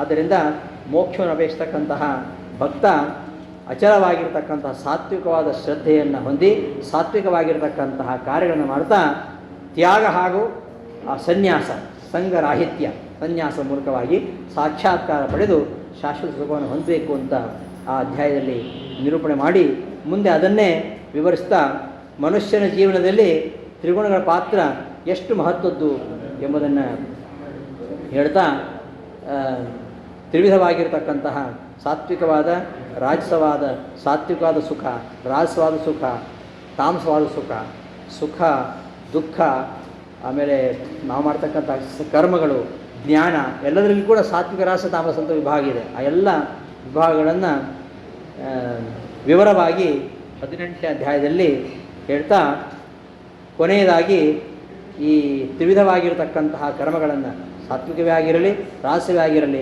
ತಾಮಸವಾಗಿ ಆಗಿರಲಿ ಅಂತಹ ಕರ್ಮಗಳನ್ನು ಪ್ರತಿನಿತ್ಯ ತಪ್ಪದೆ ಆಚರಿಸಬೇಕು. ಫಲಾಪೇಕ್ಷೆ ಇಲ್ಲದೆ ಸಂಘರಹಿತನಾಗಿ ಮಾಡಬೇಕು. ಈ ಕರ್ಮಗಳನ್ನು ಮಾಡ್ತಲೇ ಅದರ ಫಲವನ್ನು ತ್ಯಾಗ ಮಾಡಬೇಕು. ಕರ್ಮವನ್ನು ಬಿಡಲಿಕ್ಕೆ ಯಾರಿಗೂ ಆಗೋದಿಲ್ಲ. ದೇಹ ಇದೆ ಅಂದರೆ ಕರ್ಮ ಮಾಡಲೇಬೇಕು. ಇಷ್ಟೆಲ್ಲ ನಾನು ಹೇಳಿದ್ದೇನೆ. ಇನ್ನು ಯಥೇಚ್ಛಸಿ ತಥಾ ಕುರು ಅಂತ ನಿನಗೆ ಇಷ್ಟ ಬಂದಾಗ ಮಾಡೋದು ಕೃಷ್ಣ ಹೇಳ್ತಾ ಇಲ್ಲ. ಬಟ್ ಇಷ್ಟ ಹೇಳಿದ್ದೆ ಹಾಗಾದರೆ ಅದನ್ನೆಲ್ಲ ಅರ್ಥೈಸ್ತಾರೆ ಇವತ್ತು. ಎಷ್ಟು ಸ್ವಾತಂತ್ರ್ಯ ಇದೆ ನಮ್ಮಲ್ಲಿ ಅಂದರೆ ನಿನಗೆ ಇಷ್ಟ ಬಂದಾಗ ಮಾಡು ಅಂತ. ಅಂದರೆ ಅದರ ಧ್ವನಿ ಅಂದರೆ ಇಷ್ಟೆಲ್ಲ ಹೇಳಿದ್ದೇನೆ ಏನಿಸ್ತದೆ ಹಾಗೆ ಮಾಡು ಅಲ್ಲ. ಇಷ್ಟೆಲ್ಲ ಹೇಳಿದ ಮೇಲೆ ನೀನು ನಾನು ಹೇಳಿದ ಹಾಗೆ ಮಾಡ್ತೀ, ನಿನ್ನಿಷ್ಟಂತೆ ಮಾಡೋದಲ್ಲ, ನಾನು ಹೇಳಿದ ಹಾಗೆ ಮಾಡ್ತೀನಿ ನೀನು ಅಂತ ಅದರ ಅರ್ಥ. ಭಗವದ್ಗೀತೆ ಅನೇಕ ರೀತಿ ಅರ್ಥ ಮಾಡ್ತಾರೆ ಅಲ್ಲ. ಆ ಒಂದು ವಿವಲ್ಲಿ ಸರಿ, ನಮ್ಮ ಸಿದ್ಧಾಂತ ನಮ್ಮ ವಿಚಾರ ಇದರಲ್ಲಿ ಯಾರ ಒತ್ತಡ ಇಲ್ಲ. ನೀನು ನನ್ನ ಧರ್ಮ ಪಾಲನೆ ಮಾಡಿದ್ರೆ ನೀನು ತಲೆ ಹೊಡಿತೀನಿ ಅಂತ ಹೇಳೋದಿಲ್ಲ. ನೀನೇನು ಬೇಕಾದ್ರೆ ಯಾವುದೇ ಬೇಕಾದ್ರೆ ವಿಚಾರವನ್ನು ಒಪ್ಪಿಕೊ, ವೈಚಾರಿಕ ಸ್ವಾತಂತ್ರ್ಯ, ನಿನಗಿಷ್ಟ ಬಂದಾಗ ಇರು. ನಿನಗಿಷ್ಟ ಬಂದಾಗಿರೋ ಅಂದರೆ ಅದು ಸ್ವೇಚ್ಛಾಚಾರ ಅಲ್ಲ. ನೀನು ಇಷ್ಟೆಲ್ಲ ಹೇಳಿದ್ದೀನಿ ಆದರೂ ನಿನಗೆ ಇಷ್ಟ ಬಂದಾಗಿರು ಅಂದರೆ ಹಾಗಾದರೆ ಇಷ್ಟೇನ ಅರ್ಜುನ ಅರ್ಥ ಮಾಡ್ಕೊಂಡು ಕೃಷ್ಣ. ಅರ್ಜುನ ಅತ್ಯಂತ ಪ್ರೀತಿ ಪಾತ್ರ ಕೃಷ್ಣನಿಗೆ, ಪಾಂಡವರು ಕೂಡ ಪ್ರೀತಿ ಪಾತ್ರರೇ. ನಿನಗೆ ಇಷ್ಟ ಬಂದಾಗ ಮಾಡಪ್ಪ, ನಿನ್ನಿಷ್ಟ ಒಂಥರ ಉದಾಸೀನ ಭಾವದಿಂದ, ಅಥವಾ ನಾನು ಹೇಳಿದ್ದೇನೆ ನಿನ್ನಿಷ್ಟ, ನೀನು ನನ್ನ ಮತ್ತೆ ಕೇಳಲ್ಲ, ನಿನ್ನಿಷ್ಟ ಬಂದಾಗ ನೀನು ಮಾಡೋದು ಅಲ್ಲ. ಯಥೇಚ್ಛಿಸಿ ತಥಾಕುರು ಅಂದರೆ ನೀನು ಇಚ್ಛಂತೆ ಮಾಡ್ತೀಯ, ನೀನು ನಿನ್ನ ಇಚ್ಛೆಯಂತೆ ಯುದ್ಧ ಮಾಡೋದಂತ ನೀನು ಕೂತಿದ್ದಾರೆ, ನಿನ್ನ ಇಚ್ಛೆಂತೆಯೇ ಮಾಡ್ತೀಯಾ? ಇಲ್ಲ, ನಾನು ಹೇಳಿದಂತೆ ನೀನು ಮಾಡ್ತೀಯಾ ಅಂತ ಹೇಳಿ ಕೃಷ್ಣ ತನ್ನ ಉಪದೇಶವನ್ನು ಸಮಾಪ್ತಿ ಮಾಡಿದಾಗ ನಷ್ಟೋ ಮೋಹ ಸ್ಮೃತಿರ್ಲಬ್ಧ, ನನ್ನ ಮೋಹ ನಾಶವಾಯಿತು, ಸರಿಯಾದ ಜ್ಞಾನೋದಯ ಆಯಿತು, ನನ್ನ ಸಂದೇಹ ಎಲ್ಲ ದೂರವಾಗಿದೆ, ನೀನು ಹೇಳಿದ ಹಾಗೆ ಮಾಡ್ತೇನೆ ಅಂತ ಅರ್ಜುನ ಒಪ್ಕೊಂಡಿದ್ದಾನೆ. ಈ ರೀತಿಯಲ್ಲಿ ಅರ್ಜುನನಿಗೋಸ್ಕರವಾಗಿ ಗೀತಾ ಉಪದೇಶವಾಗಿದೆ. ಇದನ್ನು ವ್ಯಾಸರು ಮಹಾಭಾರತದಲ್ಲಿ ಸಂಕಲನ ಮಾಡಿದ್ದಾರೆ. ಅಂತಹ ವೇದವ್ಯಾಸರ ದಯೆಯಿಂದ ಅತ್ಯಂತ ಗೂಢವಾಗಿರತಕ್ಕಂತಹ ತತ್ವಗಳು ಇದರಲ್ಲಿವೆ. ಅಂತಹ ಒಂದು ಕೃಷ್ಣಾರ್ಜುನ ಸಂವಾದ ಗೀತಾಶಾಸ್ತ್ರ ಇದು ಅತ್ಯಂತ ಶ್ರೇಷ್ಠವಾಗಿರುವಂಥದ್ದು, ಮಹಾಭಾರತದಲ್ಲಿ ಅತ್ಯಂತ ಶ್ರೇಷ್ಠವಾಗಿರುವಂಥದ್ದು. ವೈಷ್ಣವಂ ಕೃಷ್ಣಗೀತಾಚ, ವೈಷ್ಣವಂ ಕೃಷ್ಣಗೀತಾಚ, ಇದೆರಡು ನಿಜವಾದ ಶಾಸ್ತ್ರ ಅಂತೆ. ಅದು ಮಹಾಭಾರತ, ಎಲ್ಲ ಶಾಸ್ತ್ರದಲ್ಲಿ ಮಹಾಭಾರತವೇ ಶ್ರೇಷ್ಠವಾಗಿರತಕ್ಕಂತಹ ಶಾಸ್ತ್ರ. ಅದರಲ್ಲಿಯೂ ವೈಷ್ಣವಂ ಕೃಷ್ಣಗೀತಾಚ, ವಿಷ್ಣು ಸಹಸ್ರನಾಮ ಮತ್ತು ಭಗವದ್ಗೀತೆ. ವಿಷ್ಣು ಸಹಸ್ರನಾಮ ಅತ್ಯಂತ ಶ್ರೇಷ್ಠವಾಗಿರ್ತಕ್ಕಂತಹ ಉಪದೇಶ, ಅದು ಶ್ರೀಕೃಷ್ಣನೇ ಮಾಡಿದಂತಹ ಉಪದೇಶ. ಶ್ರೀಕೃಷ್ಣ ಭೀಷ್ಮಾಚಾರ್ಯರ ನಾಲಿಗೆಯಲ್ಲಿ ಕುಳಿತುಕೊಂಡು ಯುಧಿಷ್ಠಿರನಿಗೆ ಮಾಡಿದಂತಹ ಉಪದೇಶ. ನೇರವಾಗಿ ಉಪದೇಶ ಮಾಡಲಿಕ್ಕಾಗಲ್ಲ ಅವನಿಗೆ, ನೇರವಾಗಿ ಯುಧಿಷ್ಠಿರನಿಗೆ ಕೃಷ್ಣ ಉಪದೇಶ ಮಾಡೋ ಹಾಗಿಲ್ಲ. ಅದಕ್ಕೋಸ್ಕರವಾಗಿ ಭೀಷ್ಮಾಚಾರ್ಯರ ಮೂಲಕವಾಗಿ ಉಪದೇಶ ಮಾಡಿದ್ದು. ಕೃಷ್ಣನೇ ಸಾಕ್ಷಾತ್ ಉಪದೇಶ ಮಾಡಿರ್ತಕ್ಕಂತಹ ಎರಡು ಗೀತೆ, ಅದು ವೈಷ್ಣವ ಗೀತೆ, ವಿಷ್ಣು ಸಹಸ್ರನಾಮ, ಮತ್ತೊಂದು ಭಗವದ್ಗೀತೆ. ಇಂತಹ ಭಗವದ್ಗೀತೆಯಲ್ಲಿ ಅತ್ಯಂತ ಗೂಢವಾಗಿರ್ತಕ್ಕಂತಹ ರಹಸ್ಯ ತತ್ವಗಳು ಕೂಡ ಇದರಲ್ಲಿವೆ. ಹಾಗೂ ಇಂದಿನ ಸಮಾಜಕ್ಕೆ ಸ್ಪಂದಿಸ್ತಕ್ಕಂತಹ ಒಂದು ರಿಲೆವೆನ್ಸ್, ಪ್ರಸ್ತುತತೆಯು ಕೂಡ ಈ ಭಗವದ್ಗೀತೆಯಲ್ಲಿ ಇದೆ. ಇಂತಹ ಭಗವದ್ಗೀತೆಯನ್ನು ಸಂವಾದ ರೂಪ ಆಗಿರತಕ್ಕಂತಹ ಶಾಸ್ತ್ರವನ್ನು ನಾನು ಕೇಳಿದ್ದೇನೆ. ಪರಮಾತ್ಮನ ವಿಶ್ವರೂಪವನ್ನು ಸ್ಮರಿಸಿಕೊಂಡು ಮತ್ತೆ ಮತ್ತೆ ನನಗೆ ತುಂಬ ಖುಷಿ ಆಗ್ತಾ ಇದೆ ಅಂತ ಸಂಜಯ್ ಹೇಳ್ತಾನೆ ಧೃತರಾಷ್ಟ್ರನಿಗೆ. ಧೃತರಾಷ್ಟ್ರನ ನೋಡೋ ಯೋಗ ಇಲ್ಲ, ಪಕ್ಕಕ್ಕೆ ಗೊತ್ತಂತಹ ಸಂಜಯ ಇದನ್ನು ನೋಡ್ತಾ ಪುಳಕಿತನಾಗಿ ಹೇಳ್ತಾ ಇದ್ದಾನೆ. ಹೀಗೆ ಇಂತಹ ಭಗವದ್ಗೀತೆಯನ್ನು ಸಮಾಪ್ತಿಗೊಳಿಸಿ ಕೊನೆಯಲ್ಲಿ ಕೃಷ್ಣ ಹೇಳ್ತಾನೆ, ವೇದವ್ಯಾಸರು ಹೇಳ್ತಾರೆ, ಯತ್ರ ಯೋಗೇಶ್ವರ ಕೃಷ್ಣ ಯತ್ರ ಪಾರ್ಥೋ ಧನುರ್ಧರ ತತ್ರ ಶ್ರೀ ವಿಜಯೋ ಭೂತಿ ಧ್ರುವ ನೀತಿರ್ಮತಿರ್ಮಮ.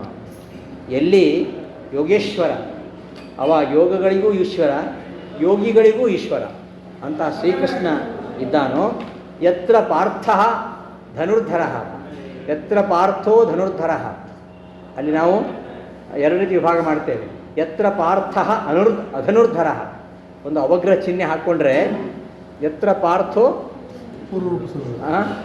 ಅನರ್ಧರ ಅಧನುರ್ಧರ, ಧನುರ್ಧರ ಪಾರ್ಥ ಅಂದರೆ ಅರ್ಜುನ, ಪಾರ್ಥ ಅಂದರೆ ಪೃಥ್ವಿಯ ಮಗ, ಅಂದರೆ ಧರ್ಮರಾಜ, ಅರ್ಜುನ, ಭೀಮ, ಮೂವರು ಕೂಡ ಮೂರು ಪಾರ್ಥರೇ. ಧನುರ್ಧರ ಪಾರ್ಥ ಯಾರು? ಅರ್ಜುನ. ಅಧನುರ್ಧರ, ಧನುರ್ಧಾರಣೆ ಮಾಡದೆ ಯಾವ ಆಯುಧ ಹಿಡಿದೇ ಇರತಕ್ಕಂತಹ ಪಾರ್ಥ ಅಂದರೆ ಯಾರು? ಭೀಮ.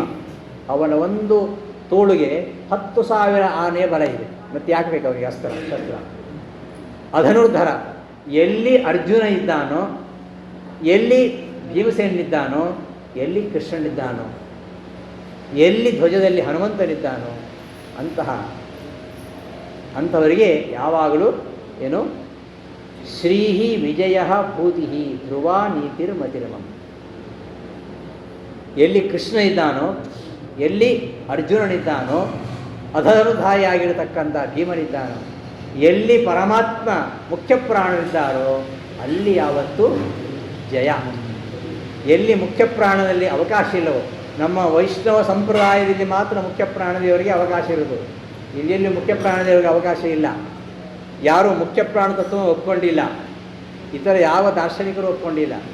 ಆದರೆ ಎಲ್ಲಿ ವಾಯುದೇವರಿದ್ದಾರೆ, ಎಲ್ಲಿ ಪರಮಾತ್ಮ ಇದ್ದಾನೆ, ಅಲ್ಲಿ ಮಾತ್ರ ಜಯ. ಆ ಹರಿವಾಯುಗಳಿಲ್ಲದೆ ನಮ್ಮ ಜೀವನವೇ ಇಲ್ಲ. ಅಂತಹ ವಾಯುದೇವರ ಒಂದು ಮಹತ್ವ ನಮ್ಮ ಜೀವನದಲ್ಲಿ, ಪ್ರತಿಯೊಬ್ಬ ಜೀವನದಲ್ಲಿ ಆ ಜೀವೋತ್ತಮರ ಪಾತ್ರ ಅಷ್ಟಿದೆ.